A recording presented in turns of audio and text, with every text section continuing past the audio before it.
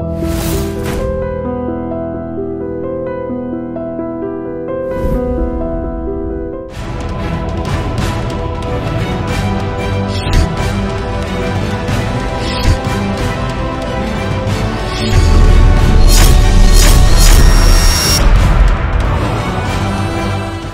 this is Ram Gopal Verma and congratulations to iDream for reaching 1 million subscribers. పొగ త్రాగుట, మద్యం సేవించుట ఆరోగ్యానికి హానికరం.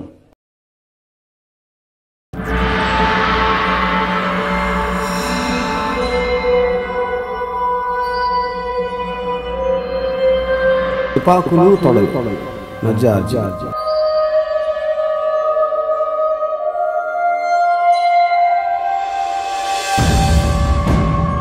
Guns thighs రెండు పక్క పక్కన ఉంటే ఏది చూస్ చేసుకుంటారు? థైస్ లేకపోతే గన్స్ అవసరం ఉంటుంది. మీరు ట్విట్టర్ నుండి ఎందుకు అవుట్ అయ్యారు? నేను ఎవరెవరినైతే చెయ్యాలి, ఇరిటేట్ చేయాలి అనుకున్నానో వాళ్ళు నాకు బోరు కొట్టారు. నేను వాళ్ళ గురించి అంటానో నేను బోరు కొట్టాను. అంటే ఇప్పుడు గన్స్ అండ్ థైస్ అనే అది ఫ్యామిలీతో కలిసి చూడొచ్చా? పెళ్ళింది మీకు? ఇప్పుడు గన్స్ అండ్ థైస్ని మీరు మీ డాటర్తో కలిసి చూస్తారా? That's good question. RGV try చేసినా కూడా పడని అమ్మాయి ఉన్నారా? ఫస్ట్ ఆఫ్ ఆల్ ఎప్పుడు ట్రై చేయను. వాళ్ళే that it self is wrong thing. నాకు కావాలి, ఇస్తావా ఇవ్వ అంతే. అది ఇంకా ట్రై ఏం లేదు. ఇంత టైం ఎక్కడ ఉంటుంది మీకు అసలు? టైం ఉండదు దానికి మీరు అసలు బూత్ యూజ్ చేయరు. అలాంటిది మీరు బూత్ పదాలు వాడుతూనే డైలాగ్స్ ఉన్నాయి. तेरे गैंग वाले, तेरे दोस्त लोग, तेरे रिश्तेदार सब लोग मिलके 1,500 नहीं होंगे, 150 नहीं होंगे. पुलिस 40,000 की गैंग है मादर चौक. तो तेरी माँ को भेज इधर, हम सब चढ़ेंगे उसके आगे पीछे. ట్రైలర్లో వచ్చిన న్యూడిటీ కంటే కూడా ఇంకా ఎక్కువ ఎక్స్పెక్ట్ చేయొచ్చా? మీరు కావాలని కోరుకుంటున్నారా? మీరు దాని ఆన్సర్ చెప్తే నేను ఆన్సర్ చెప్తాను. నేను ఉంటుందని జనాల కోసం నాకు కాదు, మీరు చెప్పండి. చూడాలని కదా, మీరు దేవుడా? దేవుడా ఏంది? నేను చూడాలనుకుంటే వేరే చూస్తానుగా, ఫోన్ చూసుకుంటాను. నా దాంట్లో ఉండాలని కోరుకుంటున్నారా లేదా? స్ట్రైట్ సమాధానం చెప్పండి. అమ్మాయిని న్యూడ్గా చూపించుకుంటూ ఒక డైరెక్టర్ తీస్తున్నాడు. ఆ అమ్మాయిని అనుభవించకుండా అలా చేయడం సాధ్యమా? ఆ సీన్ చేయడం? దేవుణ్ణి ప్రార్థిస్తున్నప్పుడు మీరు గర్భగుడిలో దూరం నుంచి చూస్తున్నప్పుడు ఎఫెక్ట్ ఎక్కువ ఉంటుంది. చాలా దగ్గర అయితే మీకు భక్తి పోతుంది. ఈ మధ్య మీ గురించి కొంతమంది జాతకాలు చెప్తున్నారు. ఆర్జీవి పని అయిపోయింది, ఇంకా నాశనానికి దారితీస్తుంది. దాని జాతకం చెప్పాల్సిన అవసరం ఉంది. చలపతిరావు గారి ఇష్యూ మీద చాలా రకరకాల ఎక్స్ప్రెషన్స్ వస్తున్నాయి. మీ ఎక్స్ప్రెషన్ ఎగ్జాక్ట్గా వీడియో పరంగా మీరు ఇప్పుడు చెప్పలేదు. ఆయన అన్న మొలాన ఆడవాళ్ళకి అప్పుడే తెలుస్తుందా మా వాళ్ళు మా గురించి ఎట్లా అనుకుంటారు? నాగబాబు గారు మీ గురించి ఓపెన్గా కామెంట్ చేశారు. మళ్ళీ ఇమీడియట్గా మీరు అదే రాత్రి ట్విట్టర్లో రియాక్ట్ అయ్యారు. దాని మీద ఏంటి? Frankly apologize and frankly with GNR to all of the people I hurt. అంటే ఇంత వయసుకు తెలిసి వచ్చిందా మీకు? ఇది అనేది అప్పుడప్పుడు వస్తుంది. పవన్ కళ్యాణ్ గారు కూడా ఇమీడియట్గా మన పోర్న్ టాపిక్ తీసి మాట్లాడారుగా. అంటే తనకి దొరికిన టాపిక్ పోర్న్ ఒకటే. చాలా మంచి మర్యాదగా చెప్పారు. ఇవన్నీ మీ మనసులో నుంచి చెప్తారా, జెన్యున్గా చెప్తారా? ఇది మీరు అడిగారు కాబట్టి జెన్యున్గా చెప్పనండి అనాలా? జెన్యున్గా చెప్పనండి ఎందుకు చెప్తాను? ఫైనల్ డేస్లో మీ చుట్టూ ఒక నలుగురు ఉండాలని మీరు ఎప్పుడు అనుకోరు? ఏ రోజైతే నాకు ఇంకొకళ్ళ అవసరం ఉంది అని నేను ఫీల్ అయిన రోజు నేను చచ్చిపోతాను.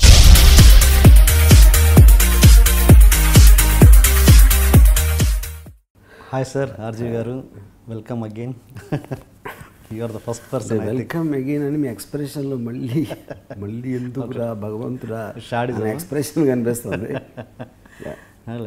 ఫస్ట్ ఒక గెస్ట్ రిపీట్ అవ్వడం ఉన్నది ఫస్ట్ టైం నా షోలో, అందుకని I'm feeling very happy. Okay, and మీరు అవ్వడం.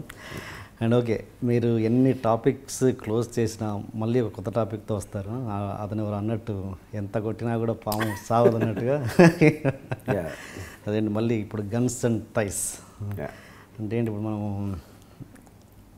మాట్లాడుకుందాం, ముందు గన్స్ ముందు మాట్లాడుకుందాం, థైస్ గురించి ముందు మాట్లాడుకుందాం. అది మీ ఇష్టం, మీకు ఏది ఇష్టం అయితే అది. నాకు రెండు సమానంగా ఇష్టం. సపోజ్ మీ ముందు గన్స్ థైస్ రెండు పక్క పక్కన ఉంటే ఏది చూస్ చేసుకుంటారు? దాని ప్రకారం మన సబ్జెక్ట్ వెళ్దాం.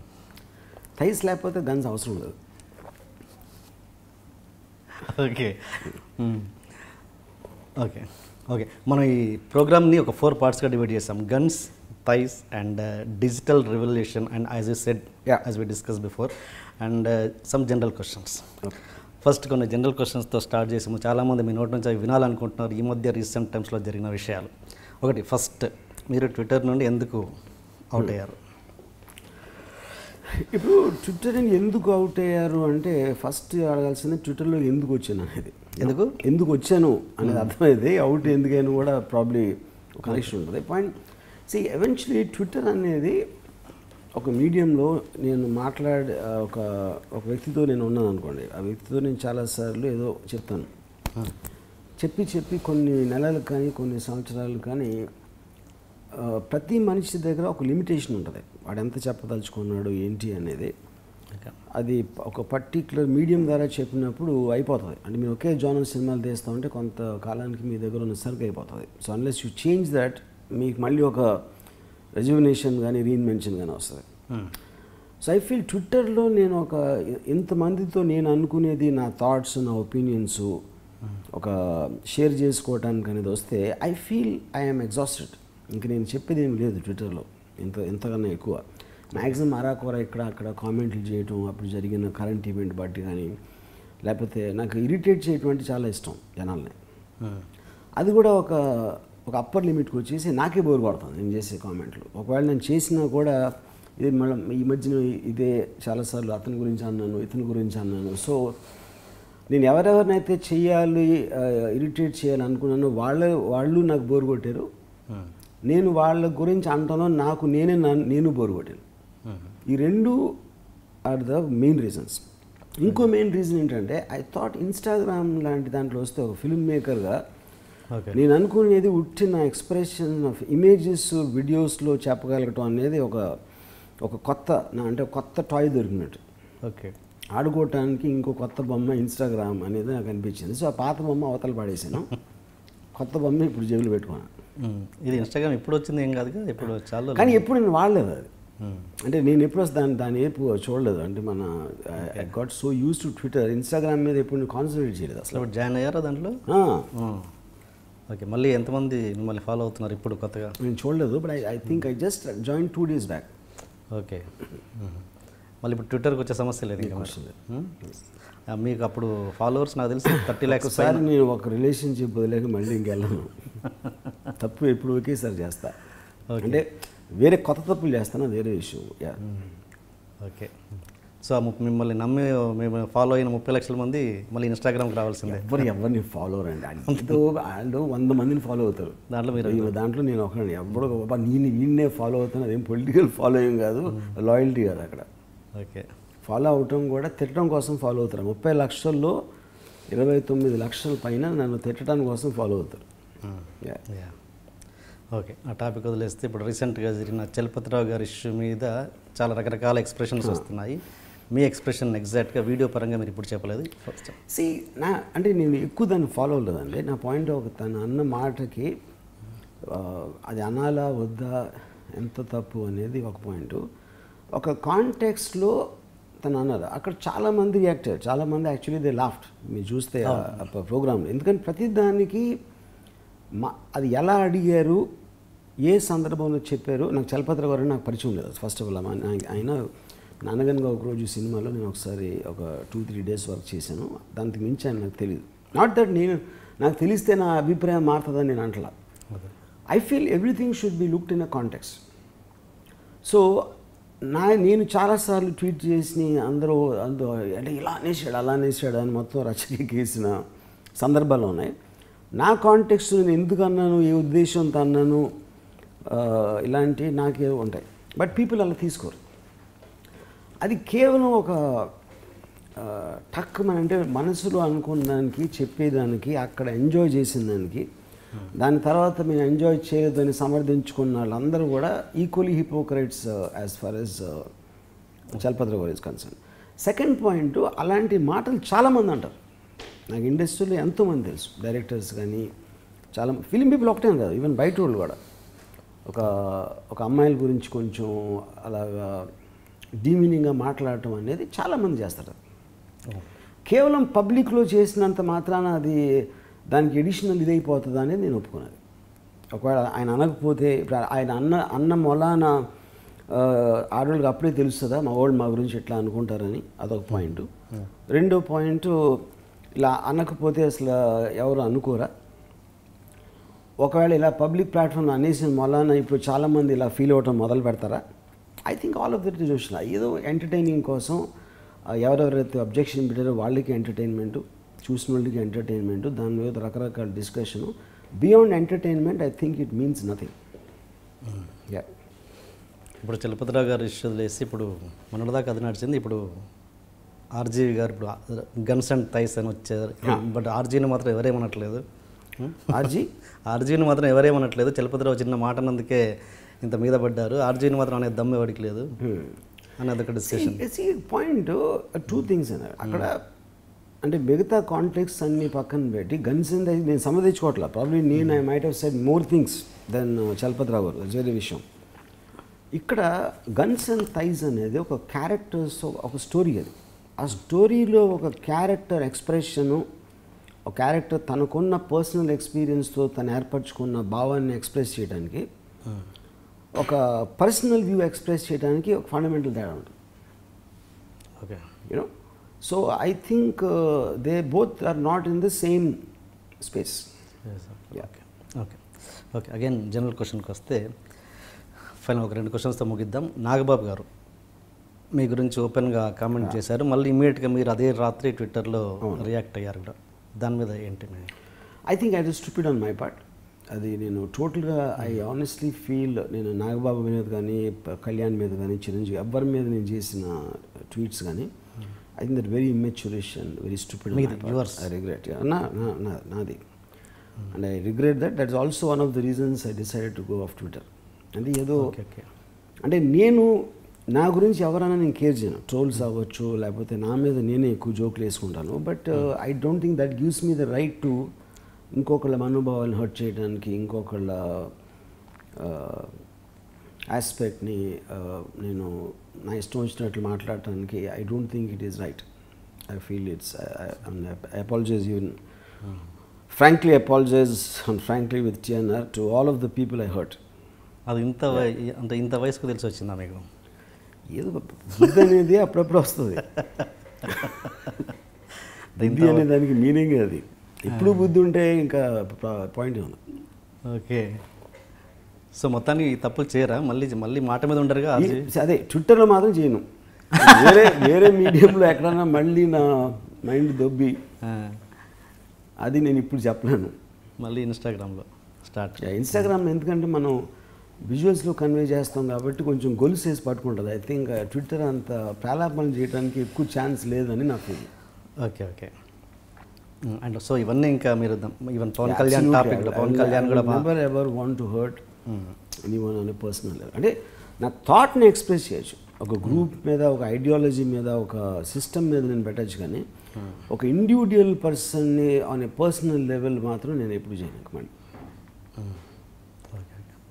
పవన్ కళ్యాణ్ గారు ఇమీడియట్ మన పూర్ణ టాపిక్ తీసి మాట్లాడారుగా. ఫైన్. అంటే ఇప్పుడు ఎవ్రీ పర్సన్కి ఒక స్ట్రాంగ్ బిలీఫ్ ఉంటుందండి.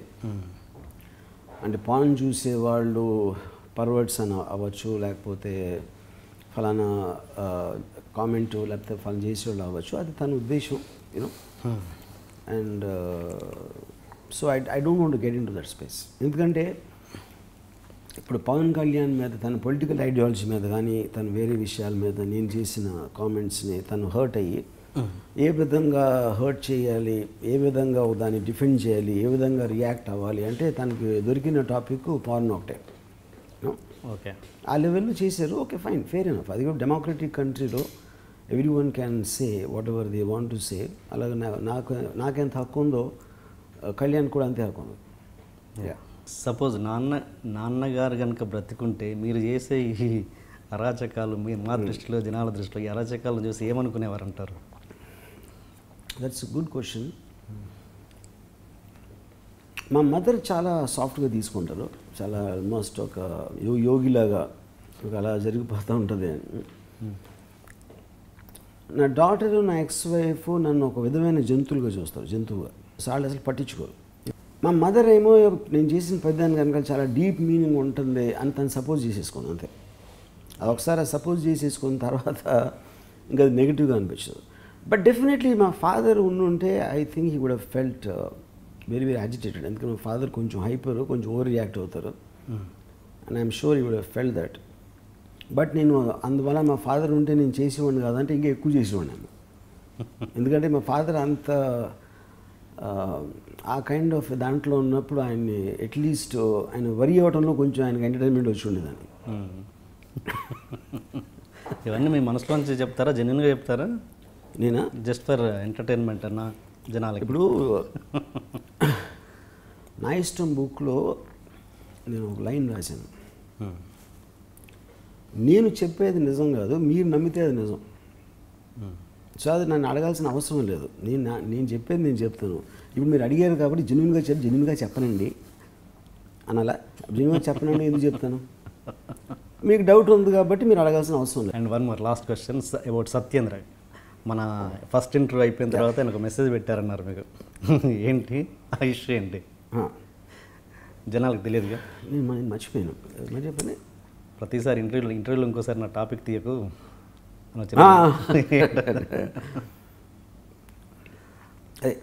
బేసిక్లీ బికాస్ నేను సత్యేంద్ర గురించి మాట్లాడినప్పుడు ప్రతిసారి తనకి ఎవరో ఫోన్లు చేయటం, మెసేజ్లు పెట్టడం, కలవటానికి ట్రై చేయటం అట్లా చేస్తారన్నమాట.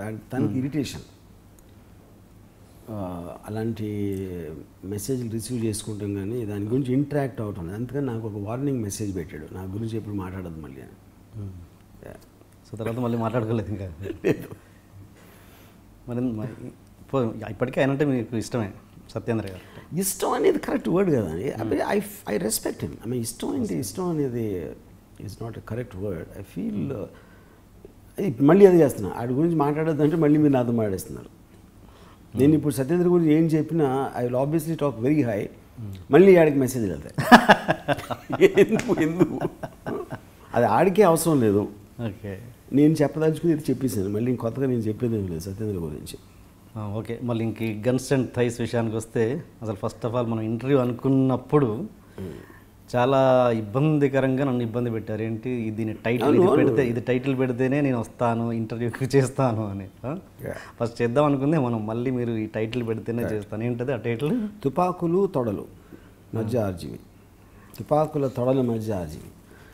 ఇప్పుడు పాయింట్ ఏంటంటే మనకి ఎంతసేపు మన భాషలో ఉంటే దానికి ఎక్కువ అబ్సీనిటీ అనిపిస్తుంది. ఇంగ్లీష్లో గన్స్ అండ్ థైజ్ అంటే ఏంటి, ఒక వర్డ్కి అర్థం, ఆ వర్డ్ ఏ సబ్జెక్ట్ గురించి డిస్క్రిప్షన్ చేస్తుందో దాని అర్థం. సో ఇంగ్లీష్లో అనే ఒక మాటని మనకి తెలుగులో అనటం నామోషి. ఎందుకంటే మనమే మన భాషను కించపరిచేలా చూసుకుంటాం. అది హిపోక్రసీ అది నాకు. అందుకని గన్స్ అండ్ థైస్ అంటే ఏదో ఒక అందమైన ఇంగ్లీష్లో రొమాంటిక్గా అనిపిస్తుంది. తుపాకులు తొడలు అంటే వినటానికి చాలా ఘోరంగా ఉంటుంది కొంతమందికి. కానీ అది ఫోర్స్ చేసి దాన్ని బయటికి తీసుకురావడం నా ఉద్దేశం. అందుకని మీతో అన్నాను తుపాకులు తొడలు అని చెప్పారు. తుపాకులు తొడలు గురించి రామ్గోపాలం ఏం మాట్లాడాలి. అప్పుడు ఒక ఇంగ్లీష్లో ఉన్న ఒక వర్డ్ని మీరు తెలుగులో ట్రాన్స్లేట్ చేసినప్పుడు తెలుగు ఇంటర్వ్యూలో అదే అర్థం ఉండాలనేది నా ఉద్దేశం. ఓకే, సో మన థంబ్నెయిల్ తుపాకులు తొడలు. తుపాకులు తొడల మధ్యలో ఆర్జీవి అంటే గన్ని కొన్న ఒక పవర్ ఎలిమెంట్స్ ఉంటాయి. యూనో ఆ పవర్ ఎలిమెంట్స్ అనేది ఒక ఆస్పెక్ట్, ఒక ప్లూరల్ ఆస్పెక్ట్ ఉంది. గన్ అనేది ఒక సాధనం, అది క్రియేట్ చేసేది వేరే వేరే ఇవి ఉంటాయి. అందుకని ఆ ప్లూరల్ ఎలిమెంట్ అనేది నాకు ఐ లైక్ దట్. సో వీటి మధ్యలో ఆర్జీవి ఫిలాసఫీ ఉంది ఎక్కడ. ఓకే, అంటే ఒక ఏమంటారు దాన్ని, it is a exact word మర్చిపోయినాను. ఒక ఎనాలజీ అది. తుపాకుల మధ్య కాదు, తొడల మధ్యలో కాదు ఆర్జీవి, తుపాకుల తొడల మధ్యలో. తుపాకుల తొడలు ఎందుకంటే that is the point. So జనాలకి రాంగ్గా రీచ్ అవుద్ది కదా టైటిల్ పెట్టగానే. రాంగ్గా రీచ్ అయ్యే డమ్ బోల్డ్ నా ఇంటర్వ్యూ చూడకూడదు. ఓకే ఓకే, నేను ఇంతకుముందు వచ్చినాక అన్నారు థైస్ అనే పదాన్ని నేను మొత్తం ప్రపంచం అంతా అనుకునేటట్టుగా చేశాను మొత్తానికి. దాంట్లో ఒక వికటాటాసం చేసినట్టుగా అంటారు. ఎందుకంటే కొన్ని వర్డ్స్ మనం బయట ఇద్దరు ఒకళ్ళొకళ్ళు ఉన్నప్పుడు అనుకుంటాం. ఎప్పుడైతే ఒక ప్లాట్ఫామ్ మీద బహిరంగంగా అనేసాడో అది ఇంకా that becomes a part of the normal word, part of the culture. అందుకని ఇవాళ నేను బాంబేలో ఇన్ని ఇంటర్వ్యూలు చేశాను గన్స్ అండ్ థైస్ గురించి. ప్రతి ఈవెన్ ఫీమేల్ యాంకర్స్ వాళ్ళు కూడా గన్స్ అండ్ థైస్ का नाम का వెబ్ సిరీస్ बनाया है राम गोपाल वर्मा ने, गन्स అండ్ థైస్ का पीछे क्या ఇప్పుడు సో థైస్ అనేది నార్మల్ వర్డ్ అయిపోయింది టీవీలో మాట్లాడడానికి, టీవీలో కానీ ఎనీ ప్లాట్ఫామ్లో మాట్లాడడానికి, మొత్తం డిస్కషన్స్లో. యూనో ఎందుకంటే మనిషికి ప్రతిసారి ఒక కాంటెక్స్ట్ కావాలి, దానికి తను ఉన్న పడాన దాన్ని అతను గౌరవించాడు కాబట్టి దానికి ఒక కాంటెక్స్ట్ ఇస్తే అది పార్ట్ ఆఫ్ ది కల్చర్ అయిపోతుంది. అదే సో థైస్కి నేను ఆ స్టేటస్ ఇచ్చాను కాబట్టి నేను చాలా గర్వపడుతున్నాను. ఓకే. అండ్ గన్స్ గురించి దీని టైటిల్స్ గురించి వస్తే దీనికి ముందుగా మీరు అనుకున్న టైటిల్ ముంబై జబ్ బాంబే థా అంతేనా? అదేనా? It's like working title. ఇప్పుడు ఎనీక్ మీరు చేసినప్పుడు ఒక ఎన్నో టైటిల్స్ అనుకుంటాం వర్క్ ఇన్ ప్రోగ్రెస్ టైంలో. సో అంతేనా లేకపోతే యూనివర్సల్గా ఉండాలని ఇది మార్చారు? ఏం లేదు. ఓకే. ఎందుకంటే ముంబై జబ్ బాంబే థా నేను ఎప్పుడు అనౌన్స్ చేయలేదు, నేను ఎప్పుడు చెప్పను కూడా లేదు, ట్విట్టర్ ద్వారా కానీ దేని ద్వారా కానీ. ఏదో కొంతమంది ఆఫీస్లో తెలిసిన వాళ్ళు వాళ్ళకి తెలిసిన వాళ్ళు దాని గురించి మాట్లాడారు కానీ that was never know official title. And దీంట్లో మీరు చోటా షకీల్, దావూద్ ఇబ్రహీం పేర్లు ఓపెన్గా వాడారు. ఏంటి దాంట్లో మీ ధైర్యం ఏంటి? వాళ్ళ స్టోరీ వాళ్ళది కాబట్టి నేను ఎప్పుడు చేసినా కంపెనీ అవ్వచ్చు, రక్త చరిత్ర అవ్వచ్చు, నేను ఎప్పుడు ఓపెన్గానే వాడాను. నేను ఎవరి స్టోరీ దేని బ్యాక్డ్రాప్లో దేని ఇన్స్పిరేషను దేని బేస్ మీద తీస్తున్నాను అనేది నేను ఎప్పుడు I never hit that part. Okay. And ఇప్పుడు మీరు నాకు తెలిసి మీరు అసలు పర్సనల్ లైఫ్లో కానీ ఎక్కడ మీరు సెట్లో కానీ ఎప్పుడు పొరపాటున బూత్ మాట్లాడినట్టు నేనైతే ఎక్కడ వినలేదు, ఎవరు చెప్పినప్పుడు వినలేదు. మీరు అసలు బూత్ యూజ్ చేయరు, తెలుగులో అయితే అసలు యూజ్ చేయరు.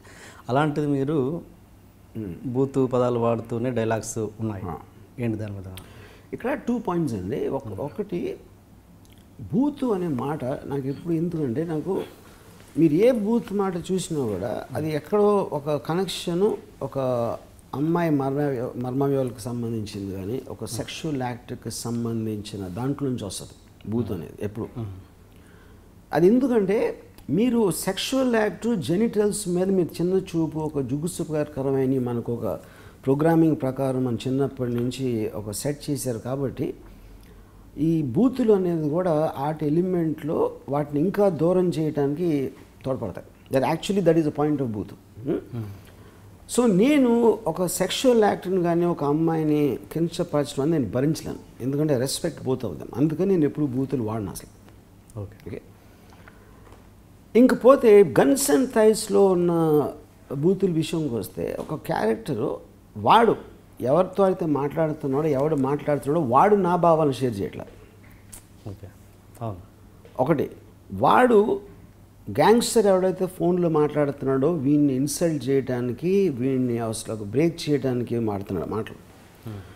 ఇన్స్పెక్టర్ మాట్లాడింది ఒక వాడికి మ్యాక్సిమం ఎంత కోపం తెప్పించడానికి ట్రై చేయాలి, ఆడ తర్వాత ఎక్స్ప్లెనేషన్ ఇస్తాడు. నేను నా గన్నుకి బుల్లెట్స్కి వాడు దొరకడు, నా మాటలతోనే నేను వాడిని భయపెట్టగలగాలి యూనో అని ఒక ఆడు ఇది నాకు దయానాయక్ చెప్పాడు. ఇది యాక్చువల్గా ఈ కాన్వర్జేషను దయానాయక్కి చోటా షకీల్కి మధ్యన జరిగింది. నేను ఒక ట్యాప్ ఫోన్ కాల్లో క్రైమ్ బ్రాంచ్లో విన్నాను. అప్పుడు గన్స్ అండ్ థైస్లో వాడు ఎప్పుడైతే అడుగుతాడో పోలీసుడు నేను బిలీవ్ చేయలేకపోయినా ఇలాంటి మాటలు నువ్వు మాడతావని అది నేను అడిగా యాక్చువల్గా దయానాయక్ని. అప్పుడు దయానాయక్ నాకు ఎక్స్ప్లెనేషన్ ఇచ్చాడు. నాకు చోటా షకీల్ దొరకడు, నా బుల్లెట్లకి దొరకడు, నేను అరెస్ట్ చేయలేను, కరాచీలో కూర్చుని ఉన్నాడు. వాడిలోకి భయం పంపాలంటే ఎలా పంపగలుగుతాను నేను? ఎంత దారుణంగా నేను ఆయన బూతులు మాట్లాడి తిడితే వాడికి అంత సిగ్నల్ వెళ్తుంది నాతో పెట్టుకోకు అని యూనో. సో ఇప్పుడు ఒక దాంట్లో ఏమన్నాడు అదే అంటే నేను మొత్తం ట్రైలర్లో లేదు, అది సినిమాలో ఉంటుంది, ఐ మీన్ వెబ్ సిరీస్లో. ఆడేమన్నాడంటే छोटा शकील तो तू तेरे गैंग वाले, तेरे दोस्त लोग, तेरे रिश्तेदार सब लोग मिलके 1,500 नहीं होंगे, 150 नहीं होंगे। पुलिस 40,000 की गैंग है मादर चौथ। तो तेरी माँ को भेज इधर, हम सब चढ़ेंगे उसके आगे पीछे।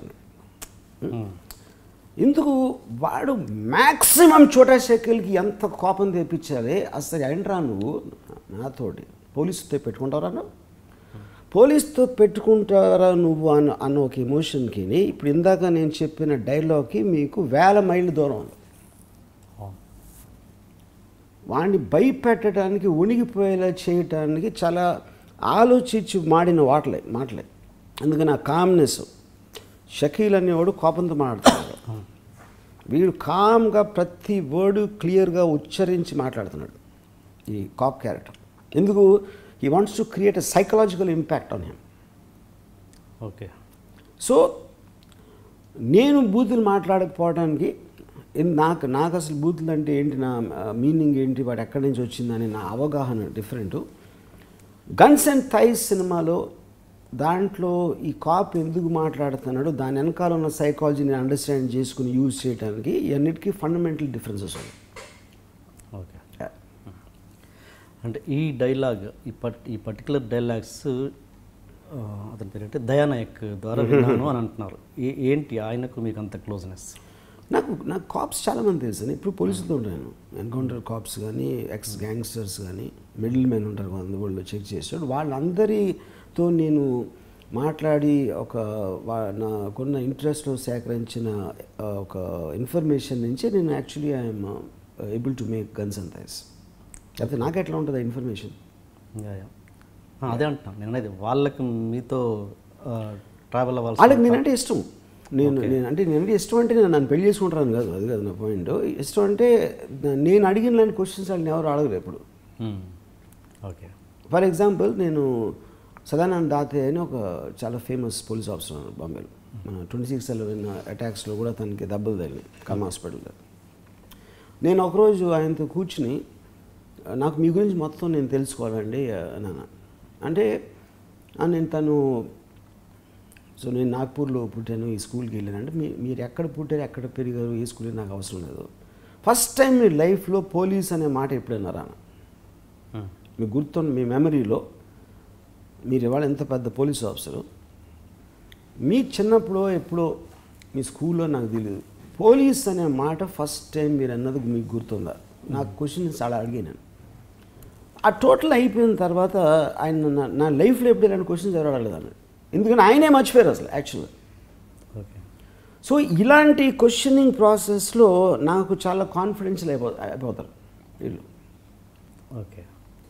ఇప్పుడు నేను ఒక షూటరు తిహార్ జైలు నుంచి కన్విక్షన్ పూర్తి వచ్చిందని మాట్లాడినప్పుడు,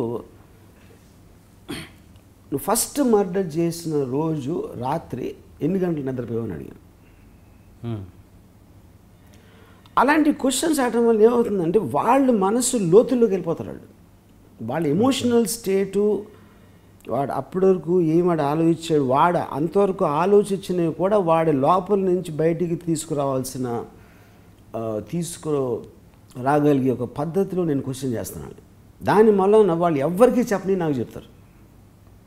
చెప్పనంటే చెప్పకూడదని కాదు, అవి సీక్రెట్లు అని కాదు, అది వాళ్ళు కూడా ఆ దృష్టితో ఆలోచించలేదు అంతవరకు వాళ్ళు ఎప్పుడు. సో ఇది నాకు ఒక అబ్నార్మల్ సిచ్యువేషన్స్ కానీ, ఒక అన్ఇమాజినబుల్ కైండ్ ఆఫ్ ఒక ఎక్స్పీరియన్సెస్ కానీ వాటిని సేకరించడం అనేది నాకు always was very interested. And that is the reason I became a film maker first of all.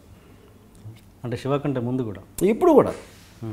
Shiva కన్నా ముందు నేను రౌడీలతో ఉండేవాడిని ఇప్పుడు. ఓకే. మీకు ఈ రీసెర్చ్లో పార్ట్గా మీ బెస్ట్ ఎక్స్పీరియన్స్ ఏది? నా బెస్ట్ ఎక్స్పీరియన్స్, బెస్ట్ అనేది టూ మెనీ ఎక్స్పీరియన్స్. బెస్ట్ అనేది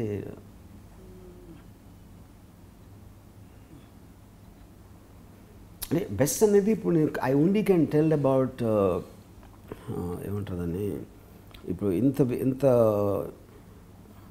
విపరీతం అని ఎందుకు అంటున్నానంటే, ఇంత ఎక్స్ట్రీమ్ పీపుల్ని నేను కలిసినప్పుడు వాళ్ళు చెప్పిన ఒకటి చెప్తాను మీకు.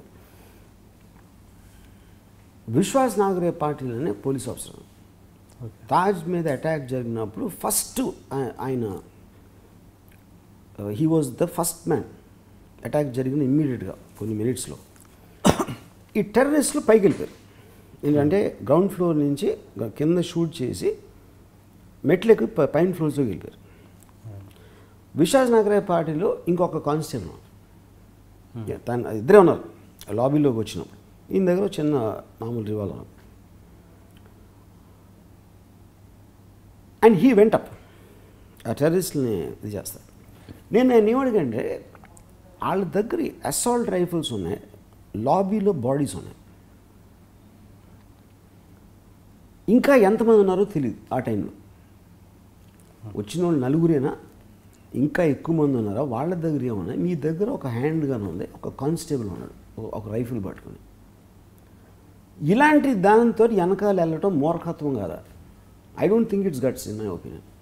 గట్స్ ఎట్లా అవుతాయి? ఇది డెఫినెట్గా వెళ్ళి చచ్చిపోతారని తెలిసినప్పుడు మూర్ఖత్వం నా ఫీలింగ్. మీరు ఏమంటారని అడిగాను. ఎందుకంటే ఆ టైంలో ఆయన అంత పొగిడేసి ఆయనకి అవార్డులు ఇచ్చి అన్నీ చేశారు ఆ టైంలో. దాని తర్వాత నేను కలిశాను. ఓకే, ఆయన ఏం చెప్పారంటే, శ్రీరాము లాబీలో బాడీస్ ఉన్నాయి, వాళ్ళే ఉన్నారు, ఆన్గోయింగ్ సిచ్యువేషన్, వాళ్ళు చంపేసి పారిపోలే, వాళ్ళు ఇంకా ఏమైనా చేస్తూ ఉంటారు పైన. సో నేను వాళ్ళు చంపేసి ఎక్కడో దాక్కున్నారో లేకపోతే పారిపోయారో అనుకుంటే నేను వెయిట్ చేయొచ్చు మిగతా బలగం రావడానికి. ఆన్గోయింగ్ సిచ్యువేషన్లో వచ్చినప్పుడు నేను అక్కడ ఉండలేను, అదొక పాయింట్. కానీ పర్సనల్ లెవెల్లో నేను అసలు టెన్షన్ ఫీల్ అయిపోయినా. బాడీస్ అది చూసి ఈ లోపల నాకు ఫోన్స్ వస్తున్నాయి, వీటీ సెంటర్లో కాల్పులు జరుగుతున్నాయి, అక్కడెక్కడో విలే పార్లేలో బాంబు పేలింది, ఇంకెక్కడో కామ హాస్పిటల్ దగ్గర ఏదో జరుగుతుంది. ఆల్మోస్ట్ ఒక వార్ ఉన్న సిచ్యువేషన్ ఉంది ఆ టైంలో. నాకు వచ్చిన కాల్స్ కానీ నాకు వస్తున్న ఇన్ఫర్మేషన్ కానీ నా కళ్ళు ఎదురుగా లాబీలో అన్ని బాడీస్ చూస్తున్నాయి. నాకు భయం ఉంది. ఆ హోటల్ మేనేజరు ఒక విశ్వాస్ నాగరే పార్టీని చూసి ఉదరగాయ అని చెప్పాడు. ఉదరగాయ అంటే స్టేర్ కేసు ఉంది అక్కడ, అటు వెళ్ళారు అని చెప్పాడు. నేను ఆ స్టేర్ కేసుని చూస్తూ ఉంటే అతను అన్నాడు, ఇంకా ఎంతమంది చంపేస్తూ ఉంటారు పైన అన్నాడు. అతను ఆ మాట అనుండకపోతే నాకు ఒకవేళ మనసులో వచ్చినా నేను బయటకు అనుండేవాడిని కాదేమో. అతను బయటకు అనేసాడు. మిగతా ఉన్న స్టాఫ్ మెంబర్స్ అందరూ నన్ను చూస్తున్నారు. వాళ్ళ ఉద్దేశంలో ఇప్పుడు వాళ్ళు ఇంకా ఎంతోమందిని చంపకుండా ఆపగలిగేవాడు నేను ఒక్కడిని అక్కడ ఉన్నది. ఆ పియర్ ప్రెషర్ తోటి నేను ఫస్ట్ ఒక అడుగు వేసి అలా చూశాను స్టేర్ కేస్ వంక. నా కానిస్టేబుల్ నన్ను వాటేసుకుని ఇంకా నేను అమ్మగారికి ఏం చెప్తాను, వద్దు వెళ్ళొద్దని ఏడవడం మొదలుపెట్టాడు కానిస్టేబుల్. ఎందుకంటే కానిస్టేబుల్ మైండ్లో 100% వీడు కానీ పైకి ఎక్కంటే నేను చంపేస్తారనేది ఫిక్స్ అయ్యాడు. కానిస్టేబుల్కి ఒక ఎమోషన్ ఉంది. అటు పొద్దున్న లేస్తే విశ్వాస్ నాగరే భార్య తెలుసు, పిల్లలు తెలుసు, వాళ్ళు తెలుసు. మనకున్న ఇక్కడ పొజిషన్లో మనం వెళ్ళి ఆడితో దెబ్బలాడి బతికి బట్ట కట్టడం అనేది జరగదు అని ఆడికి తెలుసు. ఆడు కానిస్టేబుల్, వాడు ఎంత రెస్పాన్సిబిలిటీ ఫీల్ అవుతాడు ఆ పర్టిక్యులర్ టైం పీరియడ్లో. వాడు నన్ను వాటేసుకుని వాడు నన్ను వాటేసుకునేప్పటికి నేను వాడిని వదిలించుకోవడానికి ట్రై చేస్తున్నా. అది చూసి వీళ్ళందరూ వచ్చి కూడా వాళ్ళని తీయటానికి ట్రై చేశారు. ఎప్పుడైతే వాళ్ళందరూ తీసారో నేను చేసేది లేక పైకి వెళ్ళినాయి. ఎప్పుడైతే వాళ్ళు చేతులు అన్నీ తీసేసి ఫ్రీ అయిపోయాడో, ఫ్రీ అయిపోయిన తర్వాత అక్కడే నుంచోలేను కదా, అప్పుడు నేను పైకి వెళ్ళని చెప్పాడు. ఓకే అని చెప్పాడు. నా ఉద్దేశంలో కసాబ్ కూడా అలాగే వచ్చి ఉంటాడు నాలాగే. నేను పైకి వెళ్ళిన నా మనస్థితికి కసాబ్ అనేవాడు పాకిస్తాన్ నుంచి వచ్చిన మనస్థితికి ఏమీ తేడా ఉండదని చెప్పాడు. ఎందుకంటే ఎవడెళ్తాడు మన కోసం దెబ్బలాడి ప్రాణాలకు ఎవరు వడ్డిస్తారు అని చెప్తే పియర్ ప్రెషర్ తోటి 10 చేతులు ఎత్తురాడు ఎక్కడ టెర్రరిస్ట్ ఆర్గనైజేషన్. దాంట్లో ఆడు సెలెక్ట్ చేసేసాడు. దాని తర్వాత నామూసి వచ్చేస్తుంది. ప్రాణం అంటే ప్రతి ఒక్కరికి తీపే కదా. సో ఇప్పుడు నేను చెప్పిన ఆస్పెక్ట్ ఏదైతే ఉందో ఇది మీరు ఏ పేపర్లో ఎప్పుడు చదివి ఉంటారు, అవును, ఏ టీవీ స్టేషన్ ఎప్పుడు బుక్ చేసినాం, విశ్వాస్ నాగరే పాటలు కూడా చెప్పుకోండి ఎవరికి. కానీ అది చెప్పకపోవడానికి మీనింగ్ సీక్రెట్గా ఉంచాలనే ఉద్దేశం కాదు, ఇలా ఎవరు అడగలేదండి. ఓకే, ఫైనల్గా తను పైకి వెళ్ళిన మాట నిజం. తన మనసులో అంతవరకు ఏమైంది అనేది ఇర్రిలవెంట్ పాయింట్, అది ఏది సిచ్యువేషన్కి ఇర్రిలవెంట్ పాయింట్. అది బాడీస్ చూసాడు, పైకి వెళ్ళాడు, ఒక సెకండ్ ఫ్లోర్లో వాళ్ళు కబుక్కుని కనిపించేటప్పటికి వాళ్ళు అక్కడి నుంచి షూట్ చేస్తే వెనకాలకి దూకాడు. కానీ వాళ్ళ పాయింట్ ఆఫ్ వ్యూలో నేను ఒక్కడినే చూసి ఈ వెనకాల ఇంకా పోలీసు ఉన్నారనుకుని వాళ్ళేమో థర్డ్ ఫ్లోర్కి వెళ్ళిపోయారు. అప్పుడు ఈయన ఒక సీసీటీవీ రూమ్స్ ఉన్నది వాడు చూపిస్తే దాంట్లోకి వెళ్ళి started conveying information to the control room about ఎంతమంది ఉన్నారో. సీసీటీవీ కెమెరాస్ అన్ని ఆన్ చేసి అక్కడి నుంచి కొంచెం పాజిటివ్ వర్క్ స్టార్ట్ అయింది బాంబే పోలీస్కి, పాటిల్ మలానా. కానీ ఇక్కడి నుంచి వచ్చి ఆ సీసీటీవీ దగ్గర ఈ మధ్యలో జరిగిన ఒక ఎమోషనల్ స్టేట్స్, ఆ మేనేజర్ అవ్వచ్చు, ఈయన మనసులో ఏమనుకున్నాడు. ఇంకోటి ఏంటి, గన్ తీసి ఆ గన్ను షూట్ చేస్తే పేలుతుందా లేదా అనేది అనుమానం. ఎందుకంటే నేను 15 సంవత్సరాలు నా గన్ పేల్చలేదు. ఇప్పుడు మీరు చేసే హై స్పీడ్లో లేపి జమ్ అది లేదనుకోండి బుల్లెట్, లేకపోతే అది ఏదో అయింది సంథింగ్. ఇంకేంటి హీరోయిజం, యూనో. సో ఈ kind of A emotional aspects study చేయడం అనేది నాకు చాలా ఐఎమ్ వెరీ వెరీ ఇంట్రెస్టెడ్. అంటే ఒక సైకలాజికల్ ఆస్పెక్ట్ అనేది స్టడీ చేయడం. సో ఇలాంటి ఇప్పుడు నేను ఇందాక మీరు అడిగిన క్వశ్చన్ ఏంటి, యునీక్ ఎక్స్పీరియన్స్ ఏదైనా ఉందంటే ఇలాంటి ఎక్స్పీరియన్సెస్ నేను వందలైనా. Okay, because I meet those extreme people.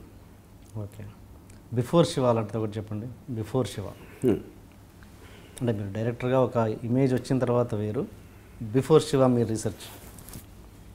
Before Shiva కూడా రీసెర్చ్ అని నేను చెప్పను. నాకు ఒకటి గుర్తుంది ఏంటంటే, ఒక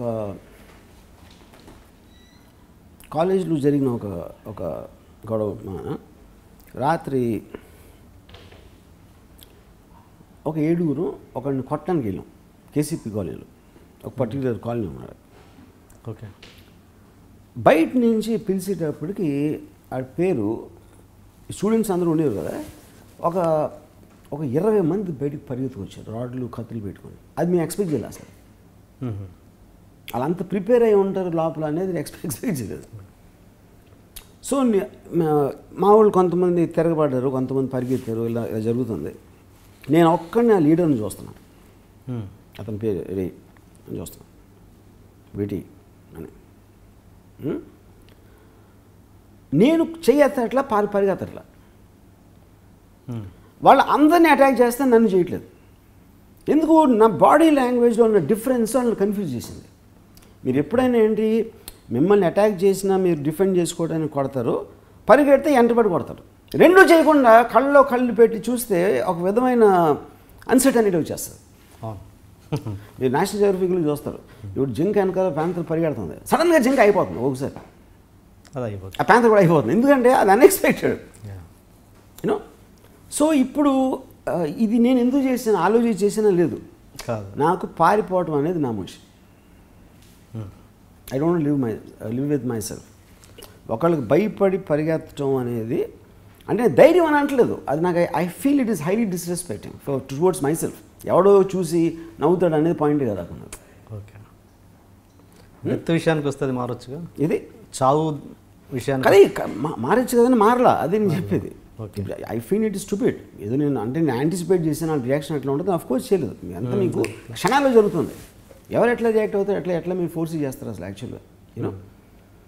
సో కానీ నా ఫ్రెండ్స్ ఇద్దరికి కత్తిపోట్లు తగిలినాయి, కొంతమందికి కాలు చేయి ఇరిగింది. ఇవన్నీ నా మీదకి అసలు ఎవరు రా, నన్ను ఇగ్నోర్ చేస్తారు. ఎందుకంటే ఇలా అర్థం కావట్లా, వీడు అసలు పరిగెత్తకుండా ఇలా చూస్తున్నాడు కళ్ళలో కళ్ళు పెట్టి అనేది. They couldn't understand how to deal with me, you know. నేను చాలాసార్లు ఆలోచించాను, నేను నిజంగా ఆలోచించి చేసిన ఇది అది, లేకపోతే నా ఇన్స్టింక్ట్ ఛాన్స్ ఉంది. ఎందుకంటే మీ పార్ట్ ఆఫ్ యువర్ పర్సనాలిటీ అది. ఆ టైంలో నాకు భయం వేసిందా, లేదు, భయం కూడా లేదు. జస్ట్ ఒక ఫోకస్ థింగ్లో చూస్తాను యూనో. సో ఆ ఎక్స్పీరియన్స్ నాకు కూడా ఆశ్రమించింది తర్వాత ఆలోచిస్తే. ఎందుకంటే నేను I try to study my self from out side again. ఇప్పుడు ఇంకొకసారి అంటే ఇది కాలేజ్ ముందు జరిగింది. సో ఇలా నా మీదకి వచ్చిన ఒక ఎక్స్పీరియన్స్ అవ్వచ్చు, వేరే వాళ్ళ గురించి నేను విన్నది అవ్వచ్చు, లేకపోతే నాకు తెలిసిన వాళ్ళ గురించి వాళ్ళకి ఏమైందో ఆ ఎక్స్పీరియన్సెస్ అవ్వచ్చు. వీటిని టోటాలిటీలో స్టడీ చేసినప్పుడు మీకు ఒక టాప్ యాంగిల్ అవగాహన ఉంటుంది. ఇప్పుడు చాలాసార్లు నాకు లాస్ట్ ఒక 10-15 ఇయర్స్లో 4-5 సార్లు పోలీసులు ప్రొటెక్షన్ పెట్టారు. ఎందుకు ప్రొటెక్షన్ పెట్టారంటే నాకు కూడా తెలియదు. ఎందుకంటే దాని రకరకాల కారణాలు ఉంటాయి. వాళ్ళకి ఐబీలో ఇంటెలిజెన్స్ వస్తుంది, లేకపోతే ఫోన్ ట్యాపింగ్లో ఏదో వింటారు, అలా వేరే వేరే కారణాలు. నేను ఎప్పుడూ టెన్షన్ ఫీల్ అవ్వాలి అసలు. అంటే ఎప్పుడు అంటే ఒక నాకేమైనా జరుగుతుందా అని, అంటే ధైర్యమా లేకపోతే నన్ను ఎవరేం చేస్తారా అని గర్వమా కాదు. Any time anything can happen to anybody, anything. అంటే అది వైరాగ్యం అని అనట్లేదు నేను. మీకు అవగాహన ఉన్నప్పుడు యూ వోంట్ కేర్. ఇప్పుడు ధైర్యం అనేది మీకు ఎక్కడి నుంచి వస్తుందంటే ఇంతవరకు బతుకుంటమే it is a big chance అనుకున్నప్పుడు. ఇప్పుడు పోతామేమో ఇప్పుడు అనుకునేది డిస్ట్రిబ్యూట్ అవుతుంది. అరే ఇంకా బతుకున్నానా అరే అని అని అనుకుంటాం. ఇది నాకు గుర్తులేదు, మీకు చెప్పాను లేదో. నా ఎక్స్పీరియన్స్ ఒకటి చెప్పాను మీకు. నేను ఐ డోంట్ థింక్ సో చెప్తాను. నేను ఒక రఫ్లీ 4 years బ్యాక్, 5 years బ్యాక్ అనుకోండి. ఇప్పుడు నా ఫ్లాట్, నా 8th floor నా ఫ్లాట్ ఉంటుంది యారీ రోడ్లో. ఎప్పుడు రోజు ఏమవుతుందంటే నేను బయటకు వస్తాను, నా బాయ్ ఏమో కింద నా డ్రైవర్కి ఫోన్ చేస్తాడు, నేను లిఫ్ట్లో కిందకు వస్తాను. ఆడు బిల్డింగ్ వెనకాల నుంచి కారు తీసుకొచ్చి పోర్టికోలో పెడతాడు. ఆ పోర్టికో దగ్గర రైట్కి ఒక గేట్ ఉంటుంది, లెఫ్ట్కి ఒక గేట్ ఉంటుంది, 2 రోడ్ మీదకి. ఈ మధ్యలో గ్రిల్ వాల్ ఉంది, ఈ 2 గేట్లు కనెక్ట్ చేస్తారు. నేను వచ్చేటప్పటికి నా డ్రైవర్ ఇంకా రాలేదు. నేను గ్రిల్ బయట ఒక వ్యాన్ ఆగుంది. ఆ వ్యాన్లో ఒక 4 కూర్చుని నన్ను చూస్తున్నారు. నేను ఒక అనీజినెస్ ఫీల్ అయ్యాను. నన్ను చూస్తే మెల్లగా వ్యాన్ బ్యాక్అవుట్ అయింది. ఇది మెయిన్ గేట్కి, రైట్ గేట్కి. లెఫ్ట్ గేట్ ఎప్పుడు లాక్ వేసి ఉంటుంది. నేను వాళ్ళు నన్నే చూస్తే అలా వ్యాన్ బ్యాక్ అవుతుంది. బ్యాక్ అయ్యేటప్పటికి నేను కొంచెం వెనకాలకు నడిచాను. ఆ వాల్ కట్ ఆఫ్ చేసేసింది, నాకు కనపట్ల రైట్ గేట్. ఇప్పుడు నేను వెనక్కి వచ్చింది కాబట్టి ఏంటంటే నన్ను చూస్తున్నారు అనే ఒక నాకు ఫీలింగ్ వచ్చింది. నేను ఇలా వచ్చేటప్పటికి అక్కడ వాచ్మెన్ వాళ్ళతో మాట్లాడుతున్నాడు, ఎవరు మీరు అన్నట్టు మాట్లాడుతున్నాడు. అదొక్కటి చూశాను జస్ట్ నేను.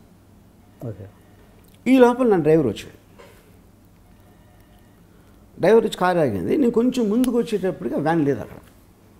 ఓ లేదు వెళ్ళిపోయి ఉంటుంది అని నేనే ఇమాజిన్ చేసుకున్నాను అనుకుని నేను నా కారు వెనకాల సీట్లో ఎక్కాను.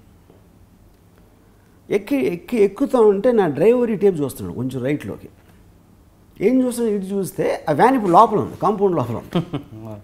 ఇంకా వాచ్మెన్ అడుగుతున్నాడు, కోనే ఏదో అడుగుతున్నాడు. వాళ్ళు ఇంకా నన్ను చూస్తున్నారు. నేను అప్పుడు ఫిక్స్ అయిపోయాను, డెఫినెట్గా నన్ను చంపడానికి వచ్చారు. నేను ఇప్పుడు లెఫ్ట్కి దూకాల, రైట్కి దూకాల అనేది ఒక 2. లెఫ్ట్కి దూకితే రోడ్ వైపు గేట్ వైపు ఉంటుంది, లెఫ్ట్ గేట్ క్లోజ్ చేసి ఉంటుంది. రైట్ గేటు వాళ్ళు ఈజీగా రీచ్ అవ్వదు.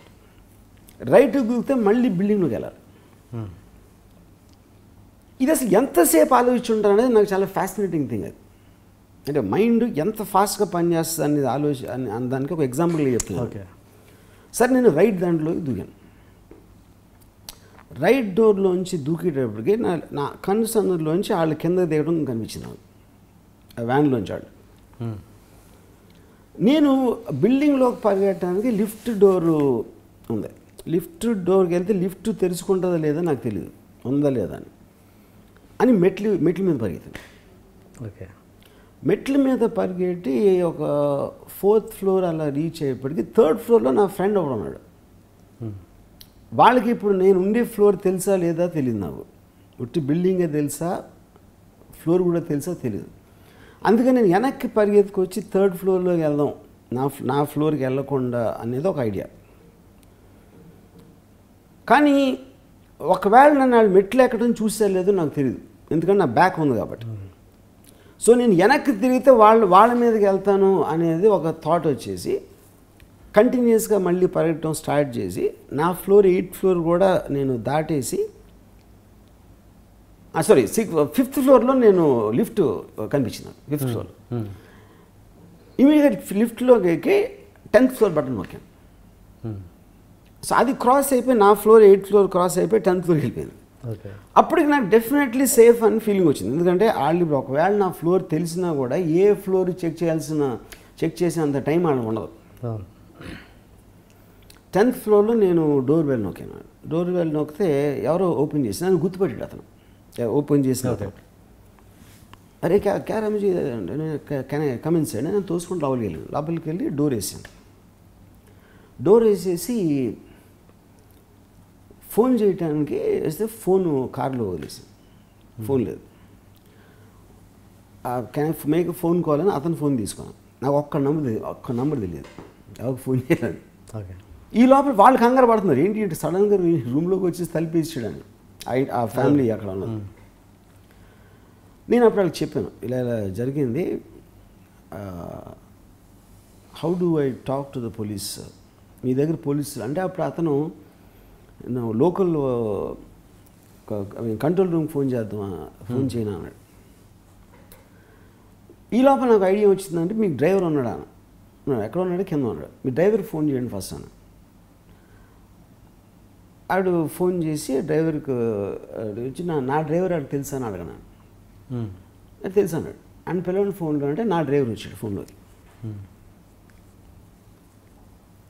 నేను క్యావర్ అన్నాడు, ఏమవుతుంది ఏంటి అదంతా అంటే, లేదు సార్ వాళ్ళు లిఫ్ట్ రిపేర్ చేయడానికి వచ్చేది మనుషులు అని చెప్పి.